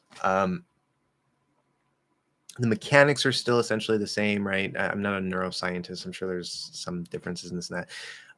But to put it simply and to kind of try to get through this point here, what we do know is that for babies and young children, they have a bunch of connections in the brain that are kind of just like they're waiting, right? More or less. Again, I'm not a neuroscientist. Maybe everything I say isn't 100% accurate, but you get the point. A bunch of connections, right? And we know for language specifically, we can even talk pronunciation specifically. Your ears, right? Your machinery, your hardware can hear right? For the average person, some people are born with, certain disabilities or whatever, that's fine. But for the average person, your ears can hear every sound that a human language might contain, right? And the little subtleties between them. So when you're really, really young like that, you might listen to, say, like an American speaker and a British speaker, and you'll hear the subtle difference in the schwa, because there is a subtle difference there. It's not the same exact same sound. There's a different quality to it. And your brain will hear that. Now, because you are a baby or a very young child, you're not conscious of this. And of course, you don't remember, but your brain has that ability because there's so many connections. Now, as you go through, the first however many years of life, we'll say 6-7 years or so, for as far as pronunciation is concerned. I don't know the exact numbers, but very early on in life, your brain starts saying, oh, these are the sounds I'm hearing. And it starts mapping those sounds into the mouth, and you start playing with the tongue and making sounds, making little noises, because you're trying to figure out how the sound system of your language works. It's the instinct that humans have. And so you start developing the mouth posture that I've talked about. This is something that you did as a baby in your native language. You built the mouth posture based on what you were hearing in your environment. And your brain didn't need the connections to hear all the other sounds. Okay. So what did it do? We say prune. That's the verb we use. It pruned them away. Like you have a bush and it has some, like, it's not even, it's kind of blah, blah, blah. So you cut it off so that it looks nice and smooth. It's a smooth bush now, right? We pruned the bush, right? So your brain prunes the connections that it didn't need to hear all those other sounds, because now it's trying to become more efficient for the language that you hear around you. If you're bilingual, obviously it'll do that for 2 languages, and it'll prune out, whatever else. Now this is where talent comes in, and a lot of people misunderstand what talent actually is. That's a whole other topic I'll be talking about in the future, probably on my other channel whenever I go back to it. Let's say, for example, that your brain, for whatever reason, doesn't fully prune all those connections. Well, what does that mean as you get older? It means that even though you pass a certain age, you have a natural ability or tendency to be able to distinguish between things that the average speaker of your language might not be able to distinguish without extra training. Now, we say, oh, wow, he's a speaker of English, and yet he can hear the difference between these 2 things that other English speakers can't really hear. That's amazing. He must be talented. He must be gifted. He is special. Well, your brain just didn't fully prune those connections. In my theory, at least, again, I'm not a neuroscience scientist. That's basically what happened. And so that is talent is actually generally developed, not born with. That's a whole different topic for a different conversation. But what we traditionally think of as talent, which does exist, it's not a big factor in things. It does exist. What we usually think of as talent is essentially your brain, being wired a certain way or not pruning certain connections or whatever. Obviously, here we're talking about a case where you had more connections, your brain prunes connections or not. A different case, like being talented at sports or something, that is maybe, it's a different topic with the wiring of the brain. And so it's not exactly the same of what I'm talking about here, but you get the point. That's where the talent for pronunciation, I think, comes from, specifically the talent for being able to hear and develop, sound like a native in another language. Now, I do believe the average person can, with the right training, consistency, tools, techniques, such as what I'm trying to give you guys for free, the average person, I believe, can sound exactly like a native, or at least very, very close to one, if nothing else, the average person. There are people who are below average in any skill. Like me, I'm very below average in, I guess, what you would call mechanical knowledge. I can't even tie my shoe the way normal people tie their shoes, right? They do there's the one loop, and then you loop it around this way or something. I think I did that once or twice. I do loop, loop, and then tie those loops together. 2 bunny ears, we say. That's the way my brain can understand it. I didn't know my left from my right until I was 8 years old.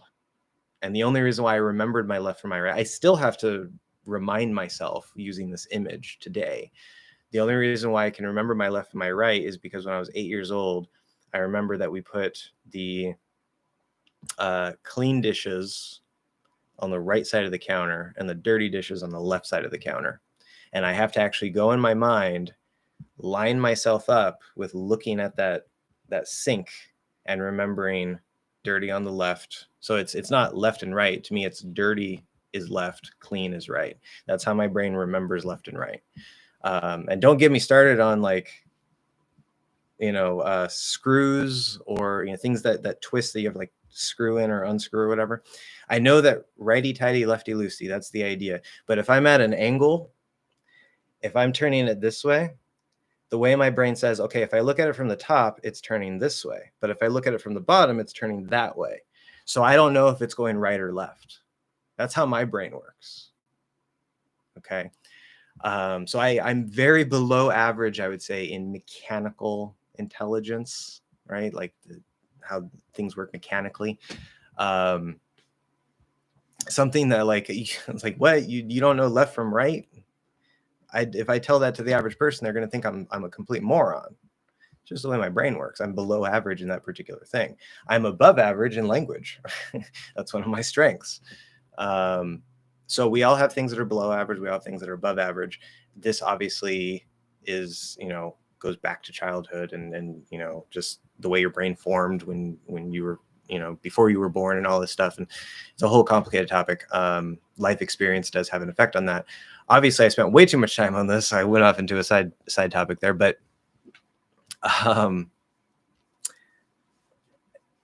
there are studies that show that adults can learn faster than children.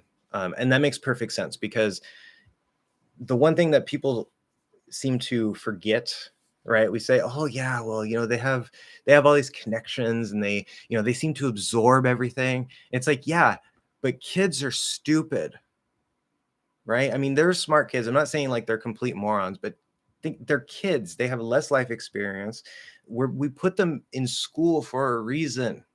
Because they need to learn things. They need to know a certain level of knowledge to be able to operate in the world, right? Kids are stupid. And then we say, oh, well, I'm already 20, or I'm already 30, or I'm already 50. I'm too old to learn a language.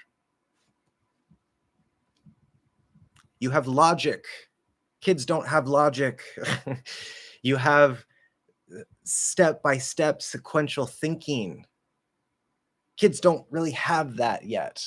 I mean, once you get to a certain age, yeah, you start to develop that, but really young children that we say, oh, they have this benefit. It's like, yeah, it would be nice if you were exposed to the 5 languages that you want to learn when you were 2 years old, and then you just speak them. That would be great, but you weren't. So use the tools you have. This is why I say apples and oranges. The way that a young child or a baby's brain works is in some ways fundamentally different than the way an adult's brain works. But we do have neuroplasticity. And so you can literally build new brain connections that do not exist right now. For example, ear training. If you can't hear the difference between E and I, guess what? Don't just say, well, I'm not talented. No, go and listen to the difference between E and I multiple times and guess which one it is. And your brain will actually start to figure it out. You use the right tools, you use the right techniques, you can actually learn better and potentially faster than a child. Right? It takes kids years to learn their first language. Years. Right? Now, we don't pay much attention to it because that's all they're really doing. They're just sitting around listening to people and, maybe trying to communicate. And we say, well, that's what young children do, that because they can't work, right? They can't go to school yet. So we just take it for granted that they're absorbing things. Okay. So anyway, you get the point. That's my perspective on it. You have to do the right things though. And the right thing is kind of relative because not everything works for everybody. I can choose 5 polyglots off the top of my head that are all polyglots. They all speak at least 5 languages and their techniques are completely different. Some are very input based, some are very output based, some pay attention to pronunciation, some don't really pay attention to pronunciation. There's no one right way to learn a language. It depends a lot on your goals, it depends on your preferences, it depends on what works for you. Some polyglots love Anki, the digital flashcards. Some polyglots hate Anki and they never use it. Right? People say, well, spaced repetition Anki, it's like the best, most efficient scientific way to get information into your long-term memory. That might be true, but if you hate doing it, it doesn't work. Okay, there's other ways that you can do it. So anyway, moving on. How to pronounce the pronoun I in fast speech and shorter and quieter? Do we use the schwa sound plus is sound? No. So like I said before, you're never going to combine it with anything. Okay, as soon as you start combining things, you're making diphthongs. Okay, now this is a diphthong, right? So it's the pronoun I. I think earlier you were asking about the sound I, maybe, and that's what I was talking about. So the pronoun I, this is pronounced with the diphthong I. Okay, that's all it is. That's why it sounds like the sound, because it is the sound. It happens to be a word in English.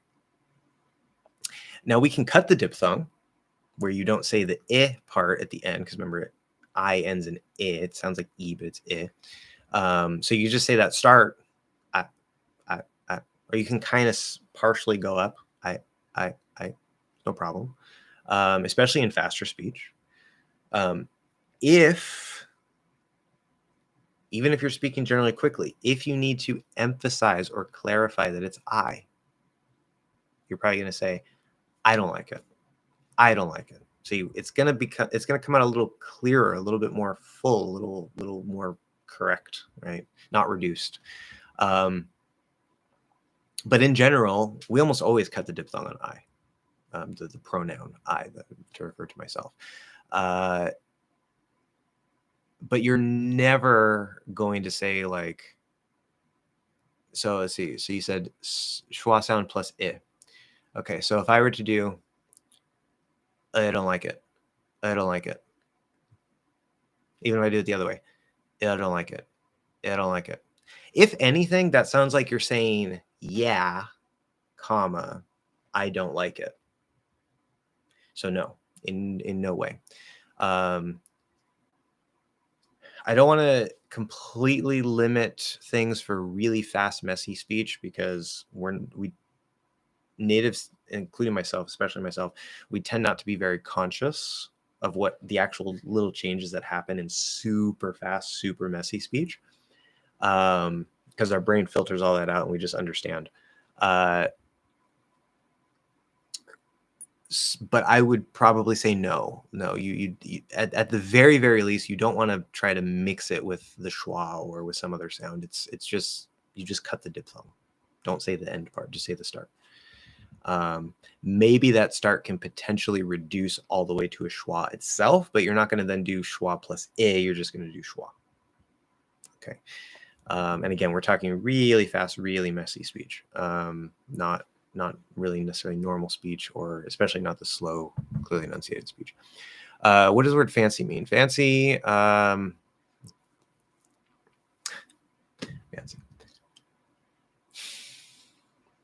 I'll give you an image.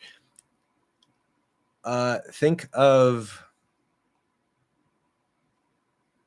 okay, so what am I wearing right now? I'm wearing this checkered jacket, Batman shirt. This is very plain, casual, whatever. Now let's say I were wearing a suit. Okay, a suit would be considered fancy, especially if it's a fancy suit.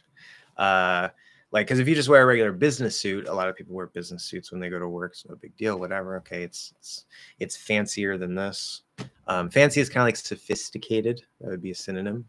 I think fancy is the Germanic word. Sophisticated is like the Latin or French root word. Now, if I wear a really, really nice suit that's maybe not a standard color, or it looks really, really good. It stands out. It doesn't just look like a regular business suit. It's like, yeah, this is a special suit. we would call it a fancy suit because it looks very sophisticated. It looks expensive. It looks refined. Right? All of these are sort of similar concepts around the word fancy. They're not synonyms necessarily, but they're all related ideas. So think fancy, sophisticated, probably expensive. You can use fancy language. So if I say,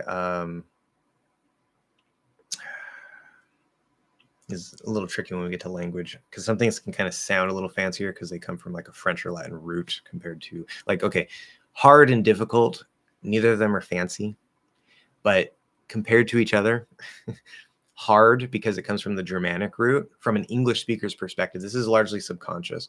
From an English speaker's perspective, hard feels a little less sophisticated or a little less fancy because it comes from that Germanic root.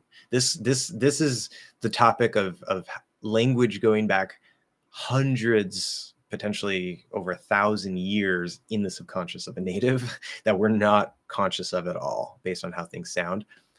Because hard comes from the Germanic root, it feels very plain. Difficult, the word difficult in particular is a very, very common word. It means the same thing as hard, or one of the meanings of hard. It doesn't seem fancy. It doesn't seem formal. It doesn't seem anything like that. It's just a synonym. But if you compare them directly, difficult, obviously it comes from that Latin or French root. And so compared to hard, it is relatively slightly more fancy sounding. Just slightly. Now in English, we have lots of words that came from a Latin or French root that are just the words we use, like compassion. I don't think we have a Germanic word for that. It's just compassion, because like 60% of our vocabulary is French or Latin based in modern English, and there's reasons for that historically. But there are some words, I can't think of any off the top of my head, but there are some words like say fancy and sophisticated. Maybe fancy, as I was saying, it sounds maybe like it kind of seems like a plain way to express that concept, where sophisticated, well, sophisticated doesn't really sound very fancy, or see, it doesn't sound very fancy either.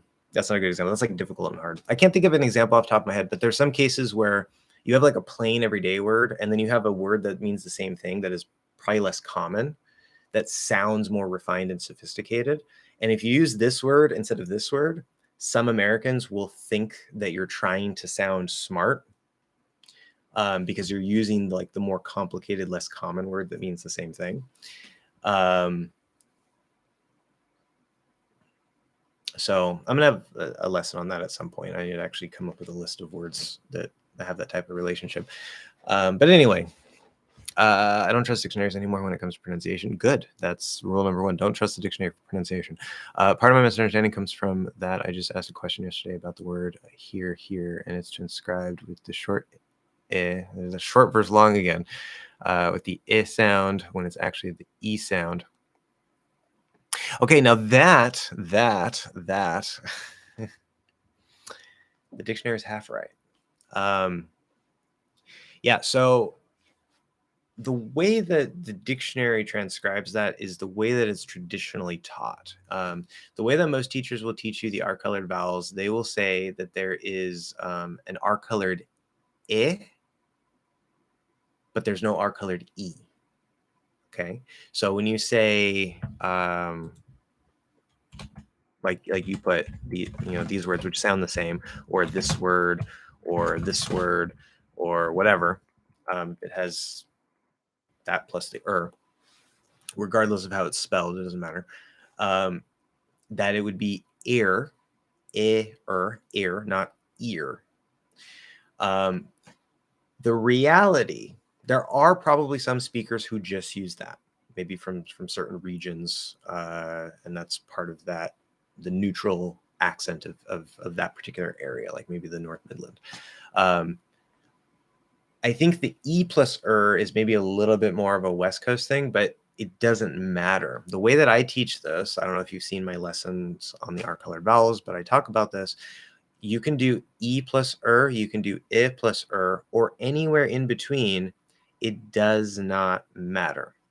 It does not matter. Both of them and everything between them are correct. So I can say here, I can say here, I can say here. Okay. It doesn't matter. They're all, as long as it's within the range between those two sounds, it's going to sound fine. It's going to sound neutral. It's going to sound normal.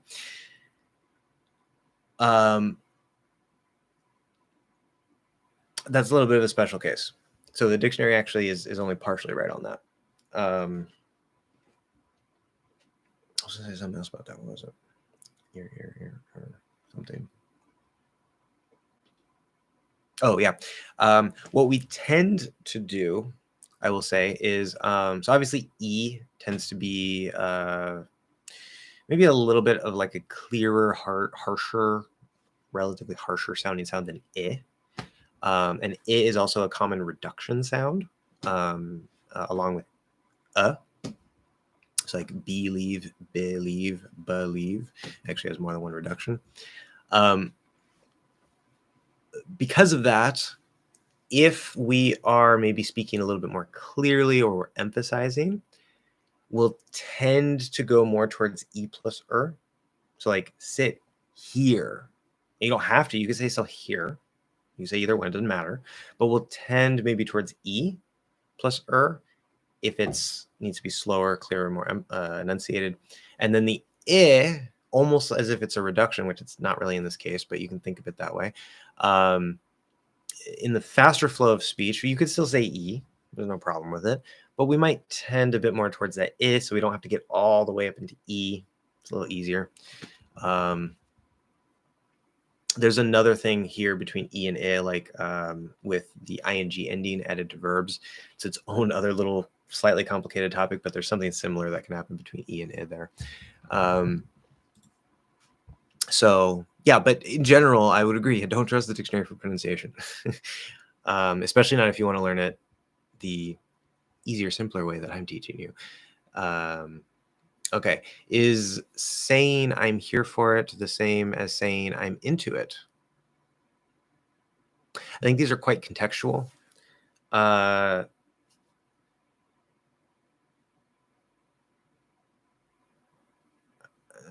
Maybe in the right context, but I would say generally no.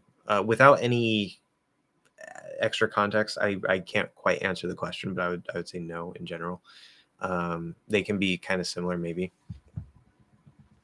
It is definitely more colloquial, yes. And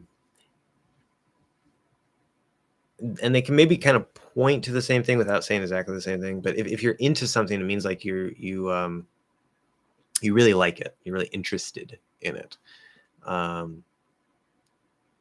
If you say I'm here for it, that could just mean like, oh, I'm here for the party, like, or I'm here for the meeting, or like that has nothing to do with being interested in something. So in general, I would say no. What would be a better resource in your opinion than the dictionary for pronunciation? My channel. Unfortunately, I don't really have much of an answer there. Your ears are the ultimate resource, but you have to develop them. This is the catch-22, right? I go to the dictionary to check the pronunciation because I can't hear with my ears. Well, okay, the dictionary, I use my ears instead of the dictionary. So yeah, develop your ears. But at some point in the future, I don't know if I'll ever do this. I kind of want to. I wouldn't necessarily do it just myself because it's way more than I think one person can handle, unless there's some fancy programming that can solve the problem.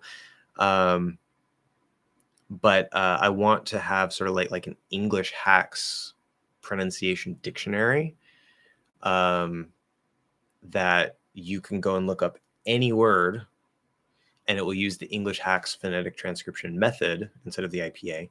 Maybe also the IPA in reference for people who know it, but that can get really messy because there's lots of cases like with the L-colored schwa that I would just say completely ignore anyway. It doesn't matter. So I don't want to confuse people, even though some people like it. So I'd probably just use the English hacks phonetic transcription method, which is linked in the description if you haven't heard about that before. It's, I think, on my download page, or no, there should be a link to it directly. But anyway, and then you can just go look up whatever word you want, and you'll know how to say it in a very natural, neutral sounding way, based off of the consistent phonetic method that I have developed. You just have to learn what that is, which is it's sound based. Unlike the IPA, which is still very character or letter based. So anyway, I don't have that yet. So your ears. Okay, David retracted a message. How dare you, David? Well, your inner Midwesterner was trying to take over the stream. Yeah, I know. In the past. Yeah. Well, I do like to play with them Southern accents, and they all kind of get mixed up. Like right now I'm talking and I probably got like 3 different Southern accents going at the same time. Anyway, I've been listening to a lot of country music recently. That might be why. We got 10 minutes, people. 10 minutes. I'm gonna try to finish this up. I'm not gonna finish, but we have to finish. So no more comments, no more questions, please. I'm gonna try to get through this. I've been spending way too much time on everything. Okay, does listening to your own recordings of our own recordings of our speech could be beneficial for us anyway. Yes, recording yourself and listening to it is one of the single most useful things you can do. It's not foolproof, but if you record yourself, you're going to be surprised a lot of the time that you thought you were pronouncing something one way and it actually wasn't. The recording is the objective thing, because when you're speaking, even if you're just focusing on pronouncing a particular sound, your brain is using resources to produce that sound. You can hear yourself, but it's using a lot of those resources to produce the sound. When you record yourself, you produce the sound, then you listen to it. Your brain isn't using those resources to produce the sound anymore. It's using all the resources to listen. And so you're like, oh, I didn't do that right. And that's a good way to help develop your ear. Now, I'm not going to get all the shades of gray, but I think for the average person, you do still want to get some sort of native feedback, especially for things that you have a lot of trouble hearing or hearing the difference between and stuff. You can do a lot on your own. But as like an ultimate fail safe, you occasionally, maybe like from like a friend or a language exchange partner or a teacher, occasionally try to get some native level feedback for things that maybe you're not sure about. But recordings can help you a lot. Yes. What does "in no uncertain terms" mean? And can you give an example sentence? Okay, so uncertain terms means something is uncertain. It's unclear. In no uncertain terms means that it's clear, right? We're negating the uncertain, right? So certain, uncertain means not certain. And then no uncertain in this phrase, it's a special phrase, but no uncertain sort of erases the and it says in certain terms. Certain not meaning particular, certain meaning like clear and definite, because certain has more than one meaning. So if you say in no uncertain terms, it just means it's very clear what is happening here. Now, can I think of an example sentence, the context off the top of my head? It's a little bit, okay, fancy is a good use for fancy. So it's a little bit of a fancy, slightly more formal sounding phrase. Off the top of my head, I'm having difficulty thinking of a good example.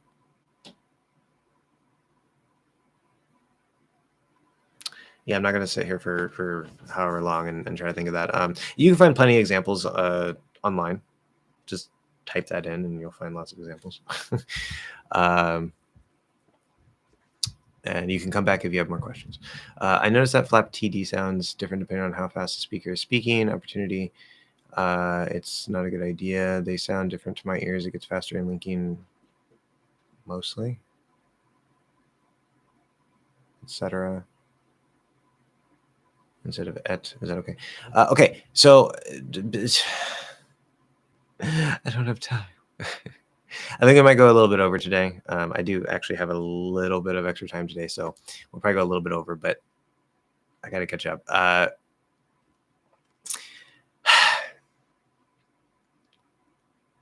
do I address this quickly? Okay, you are correct that speed is a factor. I've talked before about the range. We have sort of 3 distinct ranges. There's slow, clear, enunciated speech, which we'll tend to dip into when we need. We don't spend a lot of time here usually. There's normal speed speech, which is where a lot of linking and weird things happen, like the flap D tends to happen. There's sort of a slower end of normal, a faster end of normal. That's fine. It's all pretty normal. And then there's really fast, really messy speech. The farther you get from clear, perfect, enunciated words to faster and faster speech, the faster it gets, obviously, the messier, the lazier it tends to get as well, to where between here and here, it's almost like a completely different language if you really listen to what's going on. But we spend most of our time in here, in this normal middle range. With the T and D is a complicated topic. But yes, we're focusing on the T here. So we're going to ignore the D. The T, obviously, when it flaps, it becomes a flapped D. Okay, it becomes if there's no flap T, doesn't exist. I know teachers say the flap T and the flap D. They call it flap T when it's written with a T. That's confusing spelling and sound. Don't do that. You cannot do that in English. It's going to ruin you. There is no flap T. It does not exist. It's a flap D that happens to be spelled with a T, because when we have a T, a weak T, right, at the start of an unstressed syllable, that's why it's weak, and it has two vowels around it, vowel before it, vowel after it, it becomes a flapped D. Okay, it turns into a flap D, just like a D would flap in that situation. The T flaps in that situation, but it's voiced, and so it becomes the exact same sound. Okay, now the speed does affect this. If I slow down, or even if I just take a little time to enunciate that sound, I could say, for example, that's not a good example. That's a slightly different example, but it's the same thing. I was thinking of one that doesn't have at the end. Okay, but if I say, what if, okay, what if, it flaps, flap D. But if I say, what if, okay, I'm slowing down. And there's a particular purpose for that in this case, but I'm slowing it down and making it a little clearer. I'm breaking that link and I'm pushing out that T, which I don't even have to do that necessarily. I can stop the T. What if, say, T is complicated, we know that. But let's say we say opportunity. Okay, so opportu, that's a stressed syllable, so that T is going to be fine. But the second T is between two vowel sounds. The letter Y is just the E sound there at the end. So it's at the start of an unstressed syllable between two vowels, comes a flap D, opportunity. Now, what if I slow that down? I really emphasize the word. Because it's not the focused syllable of the word, you can still probably flap it. But I can also do something like this. I want to take the opportunity. Bam, went right back into a T. There's a reason for this. There's a whole range and flow. I'm going to be mapping all the sounds to this range and flow between these different levels. I'm going to have a whole series of lessons about that. I already have a couple of them for the TH, for the schwa. But that does exist, yes. Now, it's not that they sound different necessarily. If it's spelled with a D, this is the one point where the spelling kind of matches the sound technically. If it's spelled with a D, and you go down here, instead of flapping it, it's going to stay a D. It's going to be a weak D. But if it's spelled with a T and you go down here, it's going to turn back into a T. Okay? Because the only time that a T can be a D is, well, I guess I can't say the only time, but the time that a T becomes a D is when it flaps, or when it wants to flap. That's another topic. It's not a good idea. Okay, here, there's several things you could do. Nada, nada, nada. Perfectly fine. Normal flow. Good. Now I can push out that T. I can say it's not a good idea. Now, if I really want to emphasize that not, I could do that. There's no problem there. I could even stop the T. I could say it's not a good idea. Again, that's another way to emphasize the not, because I'm breaking the link. I'm sort of focusing on that end point, whether it's a stop T or pushing out the T. Either way, I'm spending a little extra time pushing out that word not. But if it's just a flow, I say it's not a good idea. Nada, nada, nada. It's probably just going to flap. Okay. So what you're experiencing here, it's not that it sounds different. It depends on the speed, yes, but it's not that it sounds different. It's that it's changing back to what it should be, instead of becoming a flap D. Now, when you say mostly, you put mostly in quotation marks. I think you're saying that this mostly happens in linking rather than like just a sound by itself or something. Or I don't know if you're talking about like linking mostly, like the T in there should be flap. I don't think that's what you mean, but that T is usually completely silent. We drop it. So just so that's clear. With etc., there's two ways to say this. The proper correct way is etc. So it's now there's actually no T here. There's no T here. There's no T here. I'll say it 10 times. There's no T here. Whenever you have a T sound and an S sound, the T is an illusion. It's an S pushed through the position of T. Now, how do I know that? Well, number one, I don't say etc. Okay, maybe in this particular word you can do that, but if I say what's, we don't say what's. No. Same thing happens N plus S. If I say on something, it's the same sound. It's just the S being pushed through that position because N and T share the same position. The T is an illusion. So it's etc. So it's an S pushed through that position, plus special S, etc. So that T, yes, you can flap it, etc. Now, if I slow it down, etc. You could do that. We don't usually do it. It's not a very common word anyway, but it's possible to push it or to revert it back to a T if you're being a little more clear or for a special effect. The other way to say this, which is not correct, is etc. with a K sound for that first T. Some people get really mad at that because they, I guess it's technically not grammar, it's pronunciation, but they would probably be what we call grammar Nazis. They have a stick up their butt, as we would say. And the reality is that there's two ways to pronounce this. So same thing there as before. Delio, when, if ever, is it correct to say something like more clear as opposed to saying clear? Very good question. Technically never. I'm pretty sure that technically you're never supposed to say that. However, English is complicated. We know that there are many words that create the more version, we would say the comparative in grammar terms, with the ER ending, right? Okay, so it's clearer. But then there are other words that don't use that, and there are historical etymological reasons why, and we would say more something. So we use more if it doesn't have the ER ending. If it does have the ER ending, the more sort of blends with the word and becomes the ER ending. Some words do that, some words don't.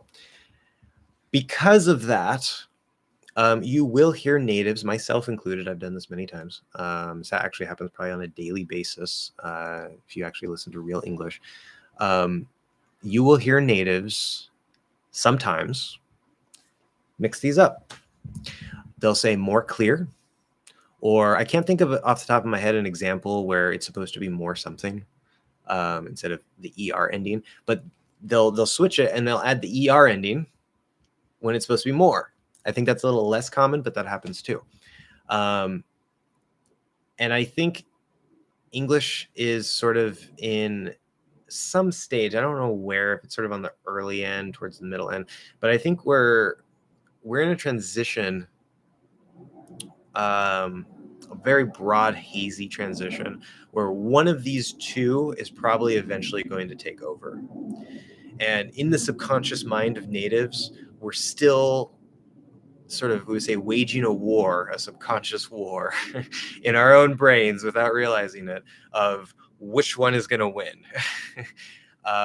So more often than not, if it's supposed to have an ER ending, we do use the proper ending. If it's not supposed to have an ER ending, we're supposed to say more, we will use more. That's generally intact, but even natives on a fairly regular basis, it'll come out the other way. My recommendation is try to do it the way that it's supposed to be. But if you happen to mix them up, it's usually not going to sound too bad, and it's definitely not the biggest mistake to worry about. People will probably understand you just fine because we know what you're trying to do. So it's not that big of a deal, really. But more clear, I think even in one of my videos, I've probably said more clear instead of clearer. So that one in particular, not really a problem. And because this sort of transition is happening, some of them are in a state, like actually, I think clear is actually a good example, where both of them don't sound bad. Usually when we have something grammatical in transition, there's a point where, right, there's like the traditional way where it's like, okay, this is how we speak. And if you try to do it this way, it sounds horrible, right? Then at a certain point in the transition, it'll sort of start to be like, well, okay, yeah, I know this one sounds a bit better. I'm pretty sure it's supposed to be this way, but this one doesn't sound too bad, right? And then as we continue the transition, this old one will start to sound kind of dated, like people don't really talk that much. This is how language changes over time, right? So maybe at some point, eventually, everything will be more something, and we don't use the ER ending, just for example, I don't know. But maybe it was always clearer, and now they both sound okay. Clearer maybe sounds a little better. And then maybe 200 years from now, clearer is going to sound like dated, like nobody talks that way anymore. Who knows? I don't know, but that's generally how these things tend to transition. Sometimes we'll just end up with two possibilities that sound perfectly fine. But that's one reason why I say I think this is in transition. And there are some words like clear that already kind of sound okay both ways, where there are other words, again, off the top of my head, I'm horrible with examples on the spot, but there are other cases where if you try to mix it up, it's going to sound bad. In general, again, it's not that big of a deal, but some words are farther along that transition than others. So it's a little complicated, but what about etc.? Yeah, that's another way, because the t and vowel can blend into ch plus that's a common thing. So yeah, you can say etc. with a t instead of the k, or you can say etc. So that first part has t or k. It's fine either way. Technically, the t is correct. And then for the second T, you can flap it. You can keep it a T, which is probably the least common thing, or you can blend the T and the vowel into ch. So the T will change into a CH. So multiple options there. I've been watching some vids of MRI scans of people speaking American English, and they were mind-blowing, not because I wasn't aware of the location of articulators in the mouth, but because of the tongue movements and the overall mouth posture. The vowel quadrilateral started to make a lot of sense because I could finally see where the tongue goes to match each vowel sound and how it's always ready to produce the next sound. Seeing the mouth posture like that was very enlightening. Yeah, I've looked at some stuff like that. A couple of people sent me some links to things like that, and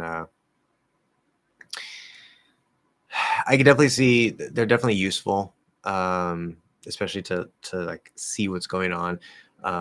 In my mind, I can see, even if it's not 100% accurate objectively, but I can kind of see what's going on in my mouth. But I know for a lot of people, especially how I'm describing it, people are like, okay, yeah, makes sense, but I don't see what you see in your head. So it's kind of a problem. So something like this can give you a really good perspective, but there are limitations to this, just like there are limitations to the vowel chart.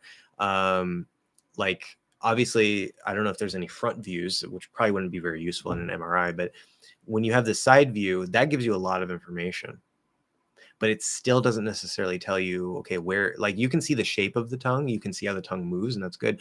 But like, let's say E, you see the sound is here, and maybe you can see what where the rest of the tongue is positioned, but that doesn't tell you, is there any tension here? Maybe there's a little extra tension here holding that tongue up. You just see the sound here.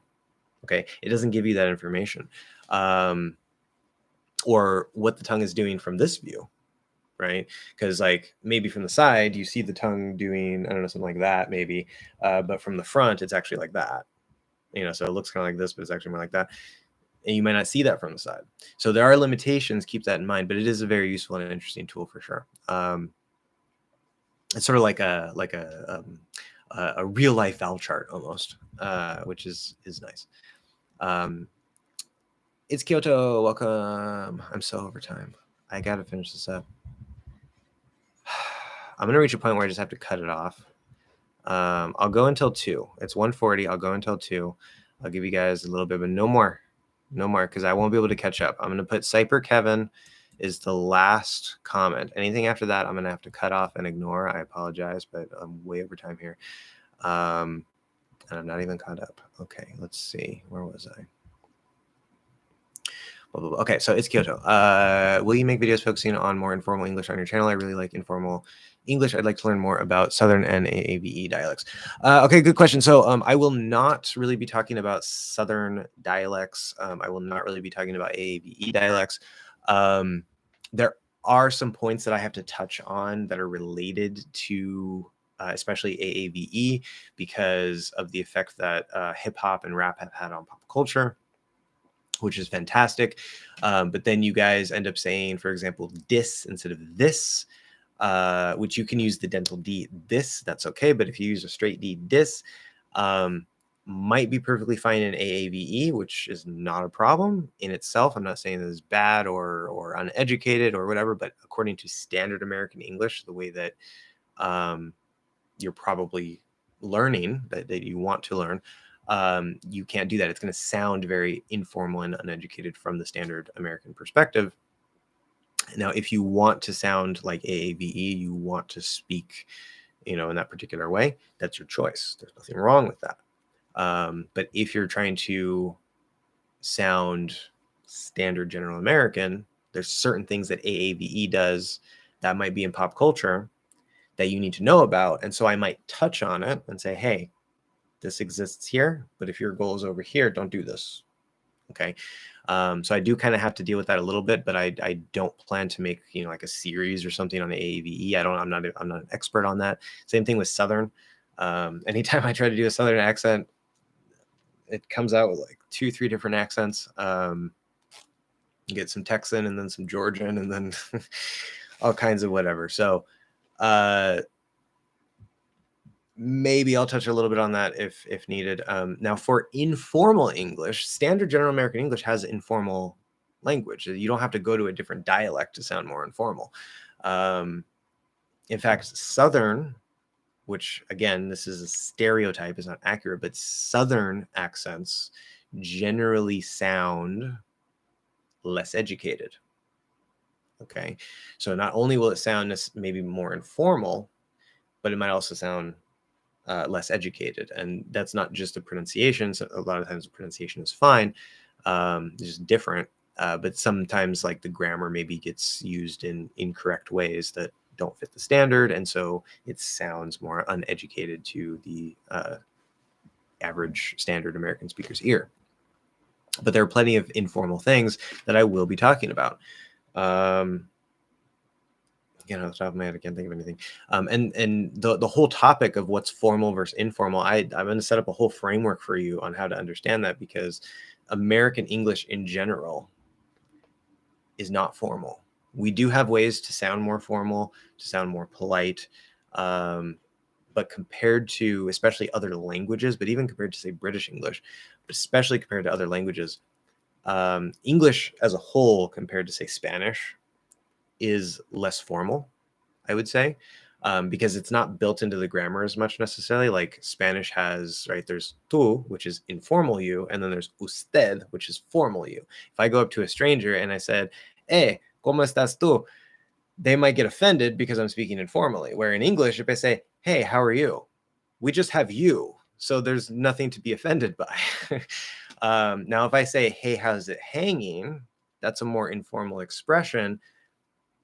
But again, in American English, because our culture tends to be generally pretty informal, even in a work environment, the person I'm speaking to still might not get offended if I use that sort of more informal, colloquial way to say, how are you? So that's a whole area in itself, and how American culture impacts that, and what exactly is formal and informal, and all that stuff. I'm going to be talking more about that, and other things. I've focused a lot on pronunciations. There's some pronunciation things like saying dis that will make you sound very informal and maybe uneducated. But there's also some grammar elements that I will eventually be talking about as well. I made a post about this a little while ago. A lot of you guys here probably think that this is a pronunciation channel because that's all I've been talking about for the most part. You might be aware that I have some lessons on the logic of prepositions based on my book, which I'm going to be making more of once I get an editor. I have some other lessons on language learning in general and like some listening or whatever, some other topics, but it's mostly pronunciation. And that is mostly because that's the first pillar. I believe that is the base of language learning. You don't have to start there, but it's definitely going to give you huge benefits for your listening and speaking if you start with pronunciation. This is the first pillar of English hacks. It's just the first pillar. I'm going to be talking more about prepositions and grammar in general. I'm writing a book about verbs right now using a similar approach to the prepositions. I'm going to be talking about, I have it all listed back there somewhere. Can I even see that? Let's see. Yeah, so there's the logic / feeling grammar ideas, which I'm going to apply to prepositions, verbs, maybe articles if I can make it work. And then some other little things here and there. I'm going to be making a beginner course, which I already have largely mapped out in text form, but I'm going to be making that into both a text course and a video course. I also have something called the English Blueprint, which is designed to take you, even if you're, say, like upper beginner, lower intermediate, maybe even upper intermediate, you're still going to be able to get a lot out of that because of how I'm setting it up. But the Blueprint is designed to take you from potentially zero knowledge of English through upper intermediate, touching on the biggest concepts, not every little grammar detail, but the biggest concepts that are going to give you the 80-20, the biggest benefit, to cut through a lot of the traditional grammar crap that teachers throw on you and just say, okay, what are the things that I need to know to express myself as much as possible in the widest ability possible without getting caught in all the little grammar details. And there's going to be tons of like listening exercises, grammar exercises, vocabulary exercises, all kinds of stuff. In fact, it's going to be quite intensive. And then I'm going to have some vocab builder lessons, like based on word families and all that stuff. That's going to be its own little pillar. And then I have, what was that? Oh yeah, stories. Different types of story stuff. Like there's the Black Cat and Tom's Horrible Day book that I have. I made a couple of videos based on that. I'm going to be making like some beginner type lessons for that, some other type of story lessons that maybe follow a different format. So using stories to learn. And so, yes, there's going to be multiple pillars using my particular perspective and approach on to languages. But because the pronunciation is so fundamental and crucial, this is where I started. This is the first pillar I wanted to really build, and this is what I focused on mostly. I'm finishing nearing the end of the main pronunciation course. I'm still going to make pronunciation videos. I can still answer pronunciation questions. It's not a problem. But at some point, it's not going to be like the main thing. Like I think Rachel's English, I'm not sure because I don't sit and watch a bunch of her videos. I know she talks a lot about pronunciation. I don't know if she talks about grammar. But she seems like a pronunciation channel, where English Hacks currently is a pronunciation channel for the most part, but that's not what English Hacks is going to be. Otherwise, I would call it like, I don't know, Hack English Pronunciation or something like that. I don't know. No, it's going to cover the whole language. Speaking skills, listening skills. Probably not going to talk too much about writing because I don't even care to talk about that, and I have expert bias. It's hard for me to teach, but I probably will have some lessons on writing as well at some point. That's like the last thing I'll get to eventually. Okay, good. Same mindset of Maya is very informal. Yes, but if you're speaking really, really quickly, we won't even notice. That's one of the things. If you use something that is like a faster reduction and you slow it down, it'll either just sound wrong and bad and just like, what is that? Or it'll sound informal. So if I say my car, it sounds kind of uneducated. It sounds informal. But if you say, yeah, that's my car. It's my car. That's my car. Because it's fast enough and it's lazy enough, it doesn't even stand out. And that's fine. So yeah, the speed has a big impact on what might be acceptable or what might sound formal and formal as well. That's another little detail there of just because like something that is not necessarily objectively informal, it could be that if you're speaking fast enough, it kind of just gets lost in there. That's how pronunciation ties to formality. That's grammar tied to formality is a different thing. It's not it's different than this. So don't think it's always like, oh, I can change the grammar and speak fast. It's like, not really. So Finn, yes, welcome. Finally, I finally got to you, and I'm way over time. Can you say perfect instead of perfect? Yes, you can. You can completely drop the T there. It doesn't matter. Can you say always with unmerged all and without the L? Yeah. So okay. So as I've said before, there's some words like always where you can say always, L colored ah. You can say always. Usually you have to be speaking at least on the faster side of normal for that. If you really slow that down, it's going to sound kind of weird, but perfectly fine common pronunciation. So you don't have to actually L color the ah. That's the merged ah. You can change it to an O. You can say always or always, whether L colored or not, 4 very common, perfectly fine pronunciations. Now, can you use the unmerged all without the L? I'm not an expert here because I have the merger. But let's see if I say, let me L color it first. Always, all. I think something like that. Always. Yeah, probably. To my ears, it sounds sort of like I'm trying to say the O version with a little bit of a British accent. So I'm not the best person to ask about that, but I would say, yeah, it's perfectly fine. But that's if you're going to not use the cot merger, just use the cot merger. Use ah. It's easy. But if you want to, if that's how you want to speak, that's perfectly fine. It's just a little more complicated. Is the second P in passport still aspirated? Good question. This is a compound word. It's a compound word. I talked about this. I guess that wasn't in a live stream. This exact word. Yeah, I had a lesson recently, and this exact word. Somebody asked me about this, so this is funny. Passport. Compound word.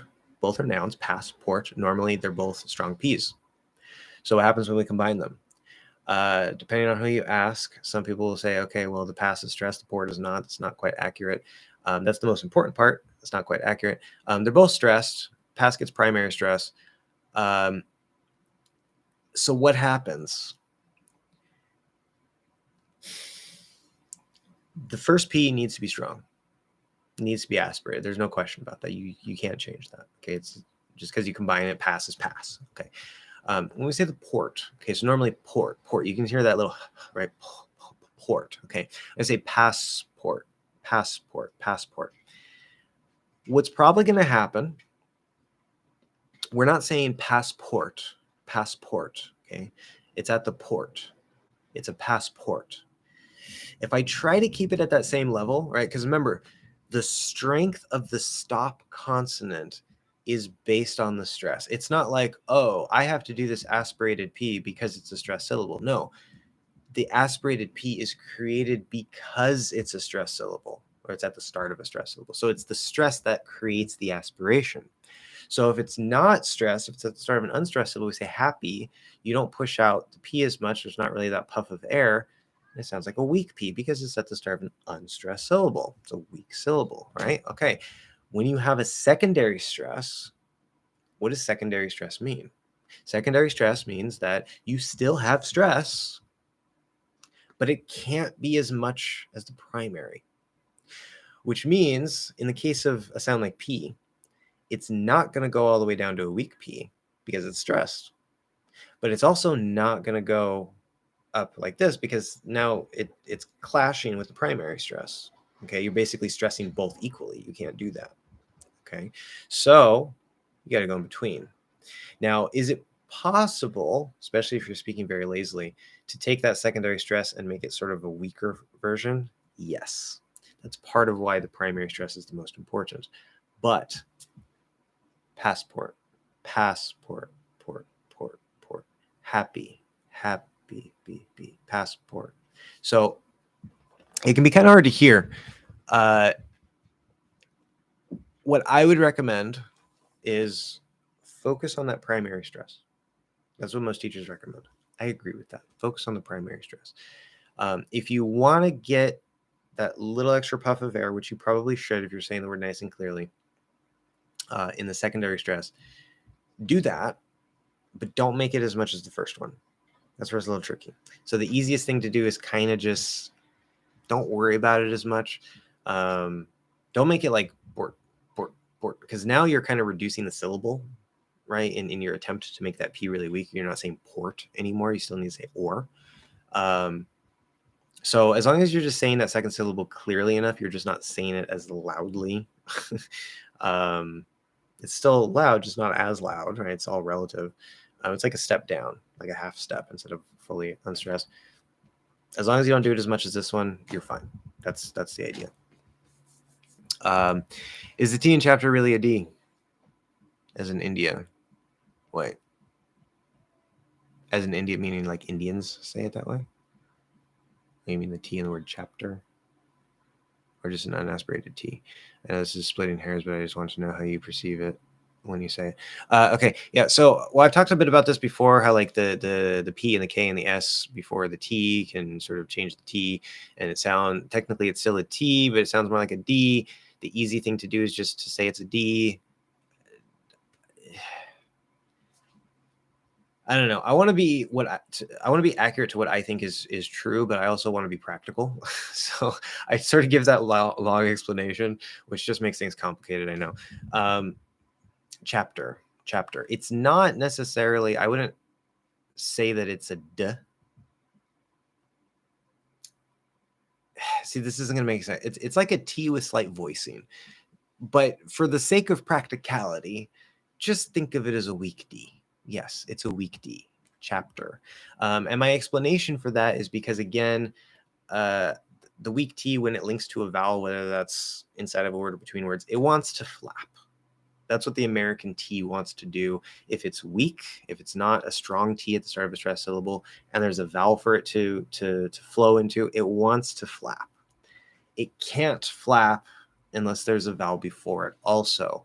So what do we get? We get a weak D instead of a flap D. It's not technically a D, but it sounds more like a D, so just call it a weak D. Fine. So yes, for simplicity, we'll say it is a D. Yes, it's not a T. Now, again, be careful.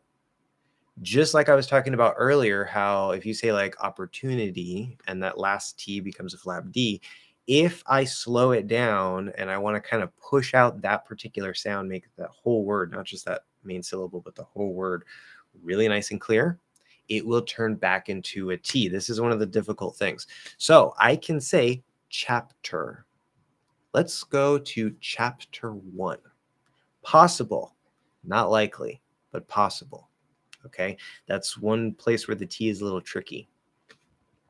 In the flow of normal speech, even if we slow it down and enunciate more, it's probably going to be more of that D sound, but it is possible to push it out as a T in that sort of more clear, slower range.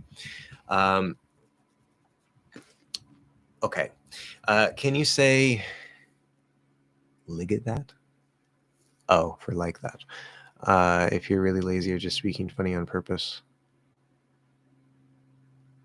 I like that.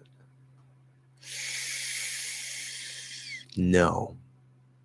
Maybe really lazy. I can't imagine somebody trying to do that on purpose.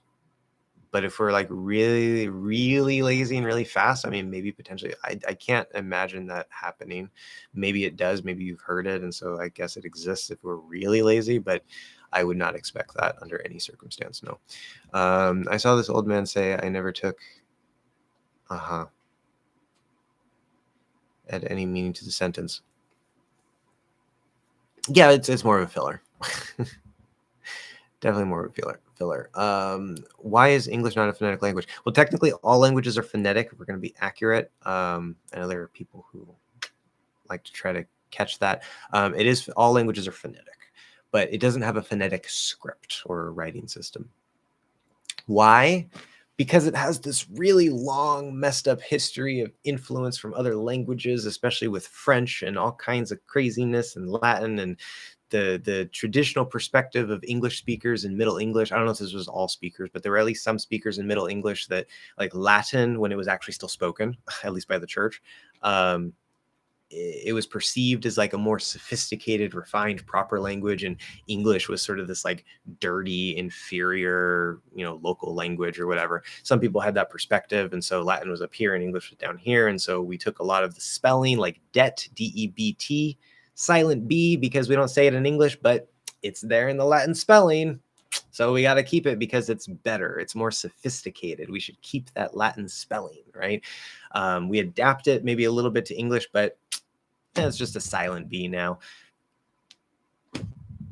There's lots of little reasons, but it's a long, complicated history with influence from other languages and all kinds of things. So it doesn't really matter.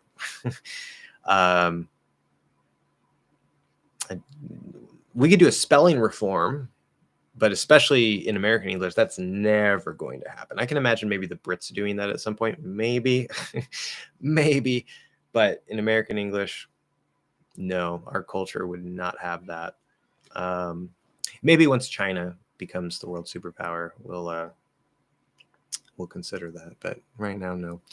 I think foreign names are the hardest to pronounce, even in phonetic languages. Yeah, names are tricky in general.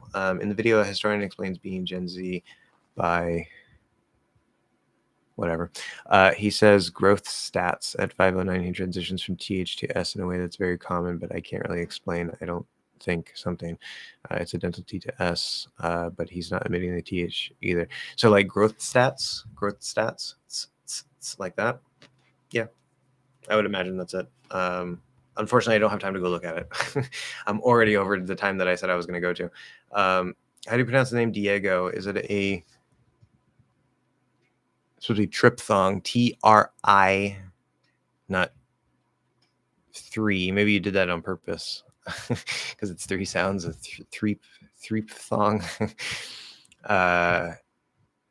Very interesting because sometimes. So Diego is Diego. In English, it's die. Yeah.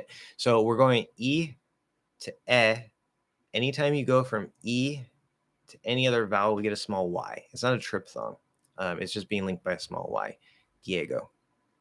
Yeah. So as I release that E, part of the tongue kind of hangs around that Y a little bit as we open into the E. Yeah, that's all it is. So it's basically E to E, but there's a little Y in between. Diego. I guess it's the cutting diphthong. No, there's no diphthong here, actually. Because yeah is not a diphthong in English. It's 2 sounds, E and E.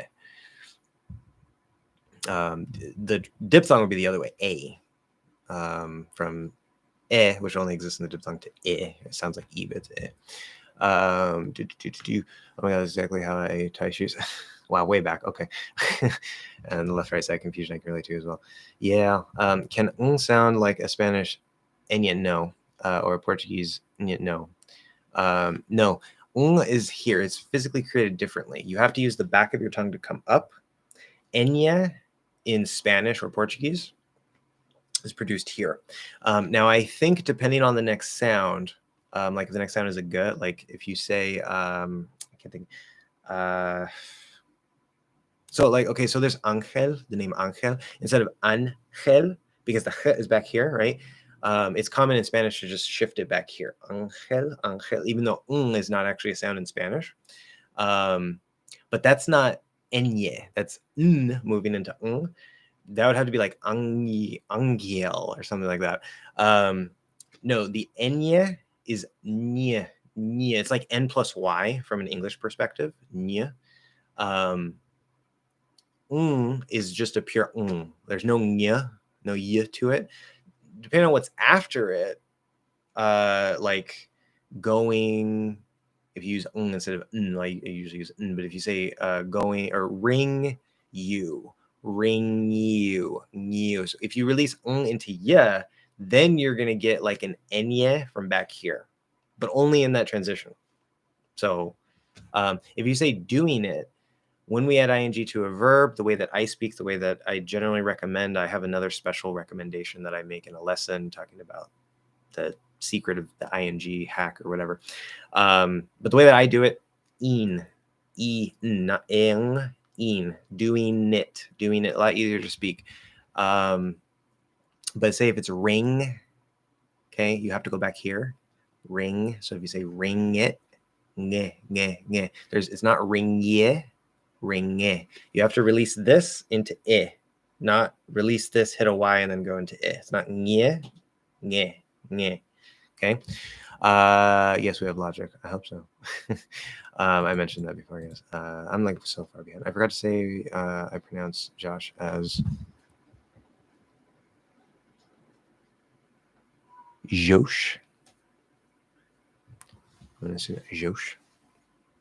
Something like that. Yeah, so there's a D in front of it. J, right? D plus J is J. And then it's not O. But yeah, in your native language, that's fine. Yeah. Your language is how your language is. A lot of Spanish speakers will say it like, because instead of like there's Joshua, which is supposed to be, I think it's supposed to be like Yeshua or something. I don't even know. But I hear a lot of Spanish speakers, if they see my name written, they'll pronounce it like Joshua, because the J is an H in Spanish. Joshua. So yeah. So I noticed a curious phenomenon where some speakers of English use a flap rolled R in the word through. If you want to hear look at something on Tyra Banks' show.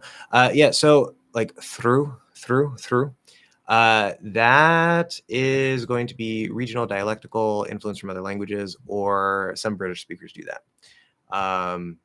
That is not standard at all. Or we're playing with it. Like we want to sound more sophisticated and fancy, because English used to do that. That's why there's some British speakers who still do that. If I say, go through the hall. Go through the hall. Nobody, like, I guess I can't say nobody, but nobody in standard American English would really do that. I don't think. I would be very surprised. I would think that they're playing with the language if I heard anybody do that. Oh my God. No, guys, I can't answer your questions. Oh my God, John has, okay. I'm just never going to end today. I'm never going to end. You know what? I have things I should do. But one of the big things that I do today is not happening today, which gives me some time. I want to answer everybody's questions, but you guys keep asking questions. I know, right? I don't think I've ever had a live where I just had to cut you guys off. We might be getting to that point. Maybe I'm popular enough now where I can't answer every question. Don't worry, John. I'm going to get to your super chat.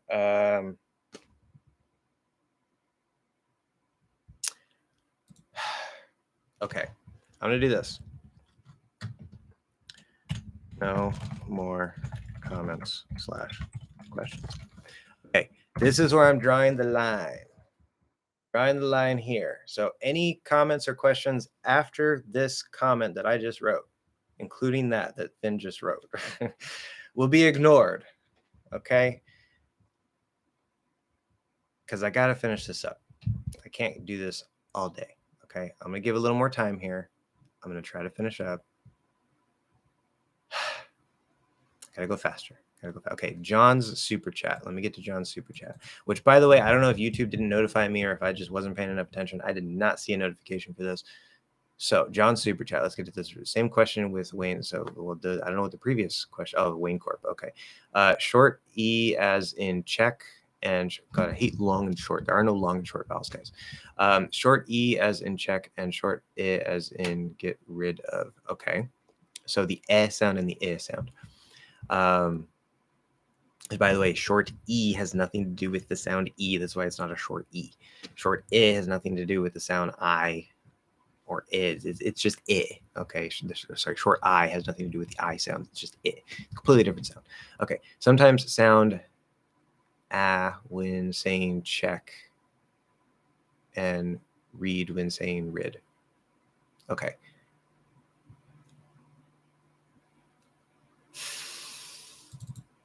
I know apparently Wayne has a similar question. I'm gonna get to you. Trying to handle everything. But super chats come first. Okay.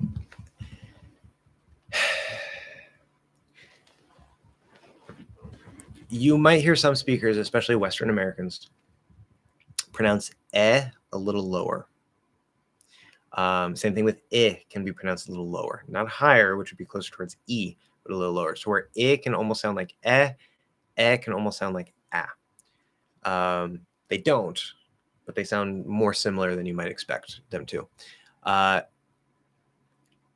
If the speaker is doing that, your ears might kind of start to say, wait, is that a or eh? But nobody, at least that's speaking standard American English, anybody that has a neutral accent would say check instead of check.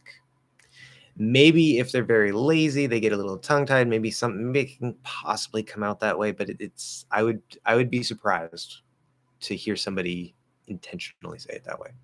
Like that's not a word. Check is not a word. Okay. And that's actually part of the reason why maybe it can kind of get a little closer to because check is not a word. So how are we going to interpret it? Check. With rid, saying it is e. That's another thing that maybe it can kind of come out that way on rare occasion if we get a little tongue tied or something.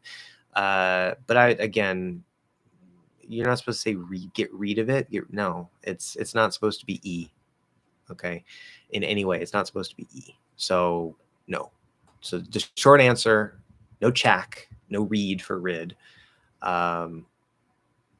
Maybe you might hear something kind of get a little close to it in a way, but it's not supposed. No, it's not supposed to be that way. Short answer is no. Don't do that. Definitely don't do that. And remember, just because you hear it doesn't mean you have to do it. Okay, where was I? Answering Finn's questions? No. Phonetic language, Gen Z, Diego, Tripthong. Okay, yeah. Left and right side. Yeah, okay. I remember that. Logic, pronounce, name. Okay. I'm almost where I was. It's taking time to catch up where I was. Okay. Oh my God, I can so relate to your below average mechanical skills. When I tie my shoes, I always end up making bunny ears. Yeah. Well, I'm not the only one. Good. I always thought I was just like, the stupid child. Heck, I don't even remember which way to turn the faucet. The ones that open sideways. That one I usually don't have a problem with. But I have gotten confused by those before. I think I'm just kind of used to that. If it's non-standard, I might get confused, but I think I've just taken so many showers that like I just do it automatically. I don't have to think about it anymore. But yeah, that can happen too. I wanted to ask so bad a question similar to what David just asked. Does it really happen? Do you just well, if you want to ask a question, ask a question. Maybe because I said I needed to finish up. So in which case, thank you for trying to refrain from asking questions. But do you use a flap D after consonants like that, where it's like through protect? Definitely not a flap D. It's not an R. No, it's not. It's just It's just That's what it's supposed to be. If anybody does anything different, it's not standard. It's not normal. There's no protect. No, unless we're playing with the language. No, it's not how it's supposed to be. Borkaya, welcome. Very late welcome. Sorry, I'm trying to finish up here. I do greetings from Turkey. Turkey's cool. My mom was just watching a drama from Turkey on Netflix, some prison drama. It was kind of interesting. That's cool. Very nice. Always like to hear where people are from. Turkey, that's very far away. Just want to increase, I'm missing an E there, E-A-S-E, increase my English, but I don't know where can I start. Can you help me? Okay, well, if you're still here, I apologize. It just seemed to take forever. Why isn't this guy answering my question? Because today's a busy day, apparently. I'm going to give you an answer that you're probably not going to want, and then I'm going to give you an answer that I guess you can follow if you don't like the first one. And I'm going to try to keep this short because I'm way behind. Pronunciation. Specifically, even mouth posture. I'm not done making those lessons yet. I'm still developing techniques and whatnot, working with some people.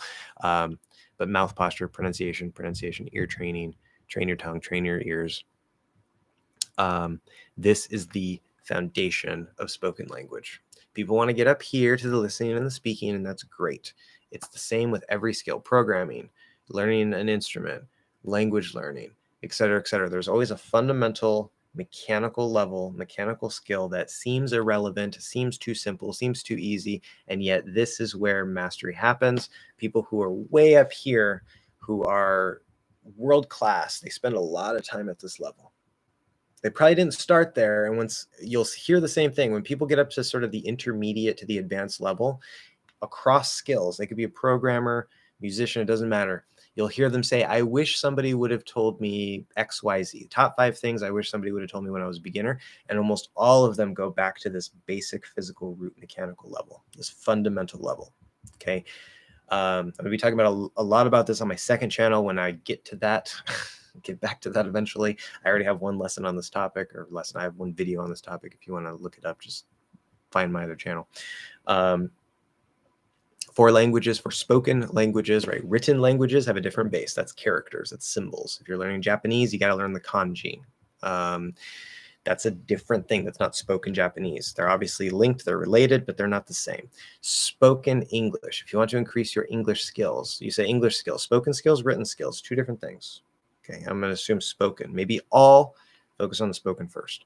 Separate out the writing. That's a big mistake in American English, or in English, is to combine those 2. Focus on pronunciation. Okay, you don't have to be perfect. You don't have to sound like a native. Train your ears. Hear the sounds you can't hear. Hear the stress you can't hear. Train your mouth, okay, to be able to produce the difference between e and I, and a, et cetera, et cetera. Start there. Okay. That's what most of my channel is devoted to right now, is giving you the ability to do that. Then you build on top of that with listening and speaking and all this other stuff in grammar. And you can kind of blend things and combine things. There's no one right way. Now, if you don't really care about pronunciation, you're just like, whatever, okay, I sound fine enough. Then what you can do is, off the top of my head, I don't think I can give you an answer, and I don't have time to think about it. 80-20. Use the 80-20 rule. Find your biggest grammar mistakes that are important, because there's little grammar mistakes that don't matter. If you say, we were talking about earlier, if you say clearer or more clear, clearer is correct. More clear is wrong. They both sound okay, but trying to say, oh, I need to fix this. I made a technical mistake saying more clear. Bad me. No, it doesn't matter. Ignore that. When you get to the advanced level, you can fix that. Find the biggest things. If you still have problems with tenses, if you still have problems with the verb to be, okay, the verb to have,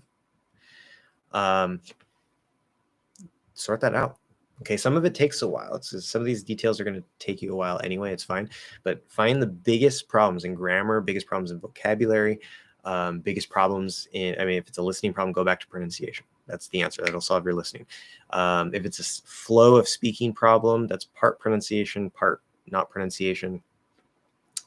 That I don't have time to talk about right now. But at the end of the day, if you want to, what you practice is what improves. If you want to improve your speaking skills, speak, speak, speak, speak, speak, speak, speak, speak, speak, speak, speak, speak, speak, speak, speak, and don't stop speaking. That's how you improve your speaking skills. Doesn't matter if it's right. Speak. Okay. You're going to make mistakes.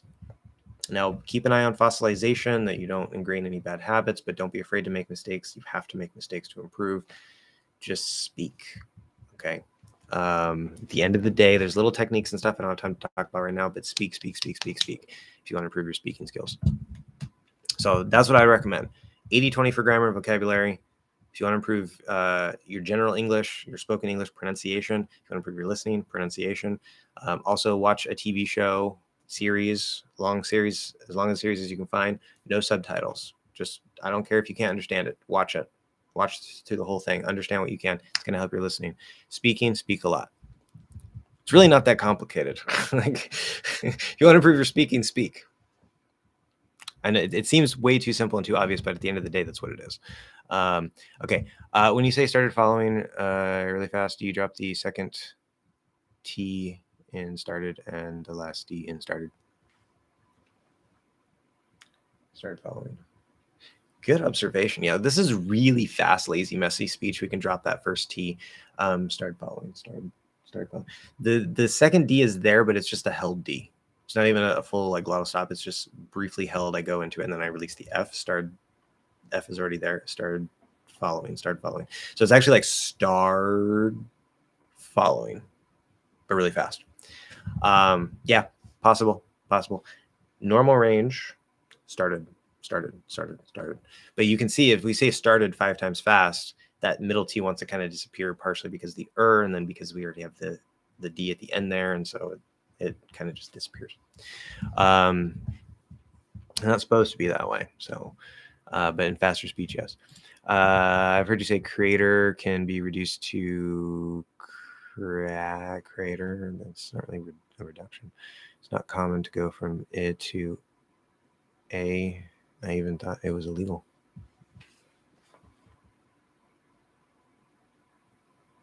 Did I say that? Maybe. So yeah, we're supposed to be E, creator. I have a vague memory of that. Creator. Yeah, if you're getting a little lazy, instead of E, you can say more of an I sound. But anytime you go from E or I, or even A or I that ends in I, to another vowel, you get a small Y. You're not going to say creator or creator. It's going to be weird. But if you're speaking quickly, it doesn't have to be super fast, but you're speaking maybe on the faster end of normal. Creator. He's a creator. It's fine. No problem with it.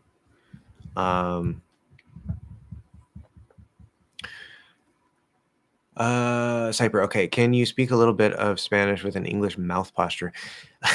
Well, that's what I do best in Spanish, so why not? Pues cuando hablo español, creo que porque, ay, mi español está muy fuera de práctica. Pues los sonidos, I feel Spanish, like from Spain, because I'm starting to adopt the mouth posture. When I said los sonidos, I just feel like I'm Spanish. Los sonidos son, pues, en mi pronunciación. Sí, ok. Mi pronunciación está muy, creo que es muy abierta, ¿ok? Muy abierta, ¿ok? Y español no es tan abierta. Tengo un sospecho que en España el castellano es un poco más cerrado y quizás más adelante la lengua. Y entonces, y español, I'm going to go back to English now. I think that's a good enough thing. I was just kind of speaking normally with my American posture. You probably notice that the sounds are good, right? In general, the sounds are probably pretty good. Sounds doesn't really sound English, but as I was saying, the mouth is more open. Okay. And what I was saying, I think in Castilian Spanish in Spain, I have my ears are kind of telling me a little bit when I listen to like a Mexican singer versus a singer from Spain. It seems to me that maybe in Spain, it's even more slightly closed and pushed forward. And then, like, say in Mexican Spanish, or even Caribbean Spanish, which obviously they have their own little things going on as well. But I think it sounds not as open as English necessarily, especially not American English, because British English is also a little bit more close. It's probably closer to Spanish in the posture. But I think compared, like if you take Mexican Spanish compared to Castilian Spanish, I think that they are very slightly more open, maybe very slightly back, but the tongue is still pushed forward. It's still like basic Spanish posture. So depending on where you're from, I don't think there's like an exact universal Spanish posture, but it's going to be similar, and it's going to be very different compared to American English. So American English would be much more open than what you're probably used to. Yeah, and of course that affects the R's. Like I try to say cerrado, Like I can tap one. Let's see, I can't even do it right now. If I were singing, maybe, but say ra, ra, ra. That's the way I always had to like ra, ra. Like I had to try to push out more air and like make my tongue do this. And when I'm singing and I have my mouth posture better, a lot of the time that R just kind of happens by itself. But if I have this more English posture, it's almost impossible to do a trilled R, at least one that sounds good. So hopefully that helps. Wayne Corp, hi. Do you have good tips to pronounce words like check and read well? So yeah, so as I've said before, look at my lesson about short vowels and long vowels. Just type in English hacks, short vowels, long vowels. You'll see at least part of the reasons why I don't recommend that you use the concept short and long, because they're confusing and they're going to mess you up. But the S sound and the I sound. So yeah, I talked a little bit about this answering John's question. So is I. This is a common problem. Especially the first two and the last two. Very big problems for English learners. Train your ears first. I have minimal pair lessons that you can hear between E and I and A. Once you can hear the difference really well, you got to figure out what to do with your tongue to hit those sounds. And the mouth posture is going to help you. I don't have the mouth posture for the vowels yet. I'm working on that. That's going to come later, hopefully in the near future.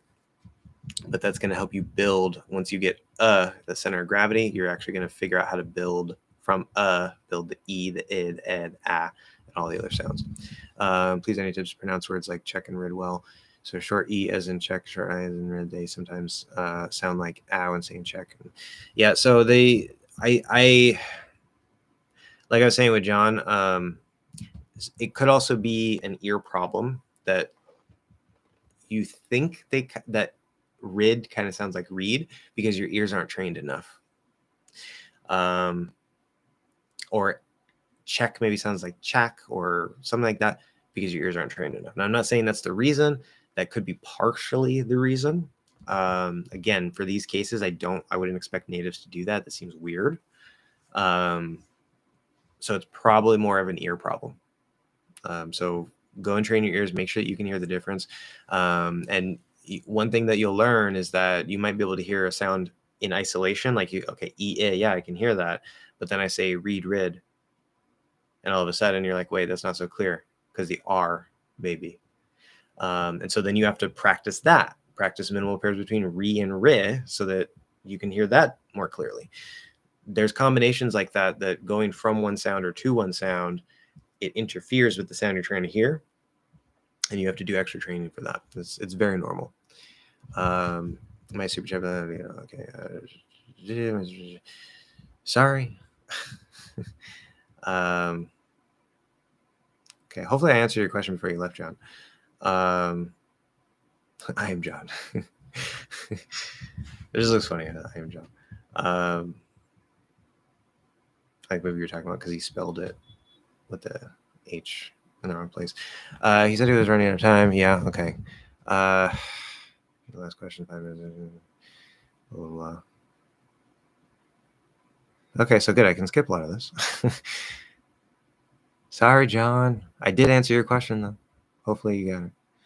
I want to ask you, is the pronoun you pronounced with a schwa? Or as a schwa? That would be two different questions. See, prepositions are important. Okay, you. Fully enunciated, yet plus u. That's all it is. It's two sounds. Y sound plus u sound. You. That's it. It can reduce to ya. Very commonly reduces to ya. It can actually even reduce to ya. Okay, that's also possible. Can it completely reduce to just a schwa? Can it be pronounced as a schwa where there's no Y? I'm going to say no off the top of my head, maybe, but probably not. I think something doesn't end in a D or a T. No. I'm going to say no. Maybe there's some strange, really lazy cases, but no, because it can very easily be confused with A reduced to a. So you have to have that Y there.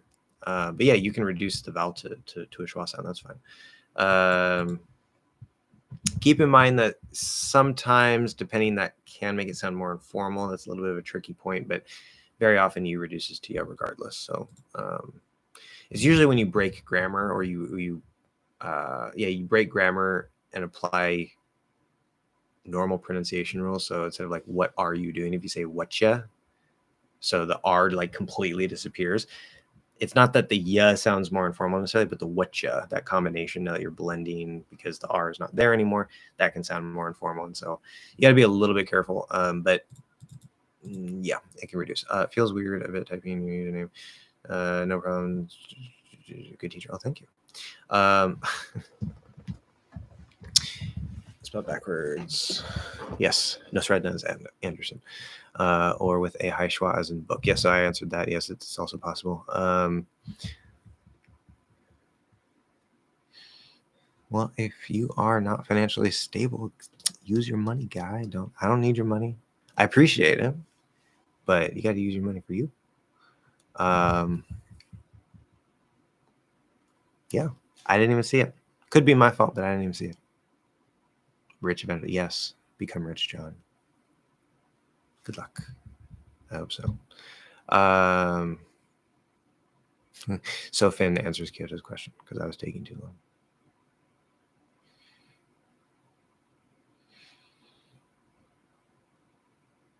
Wait, what? An H sound in Portuguese is a sound that is made when you have a front vowel plus a. Playing penguin, angst, sing it. Okay.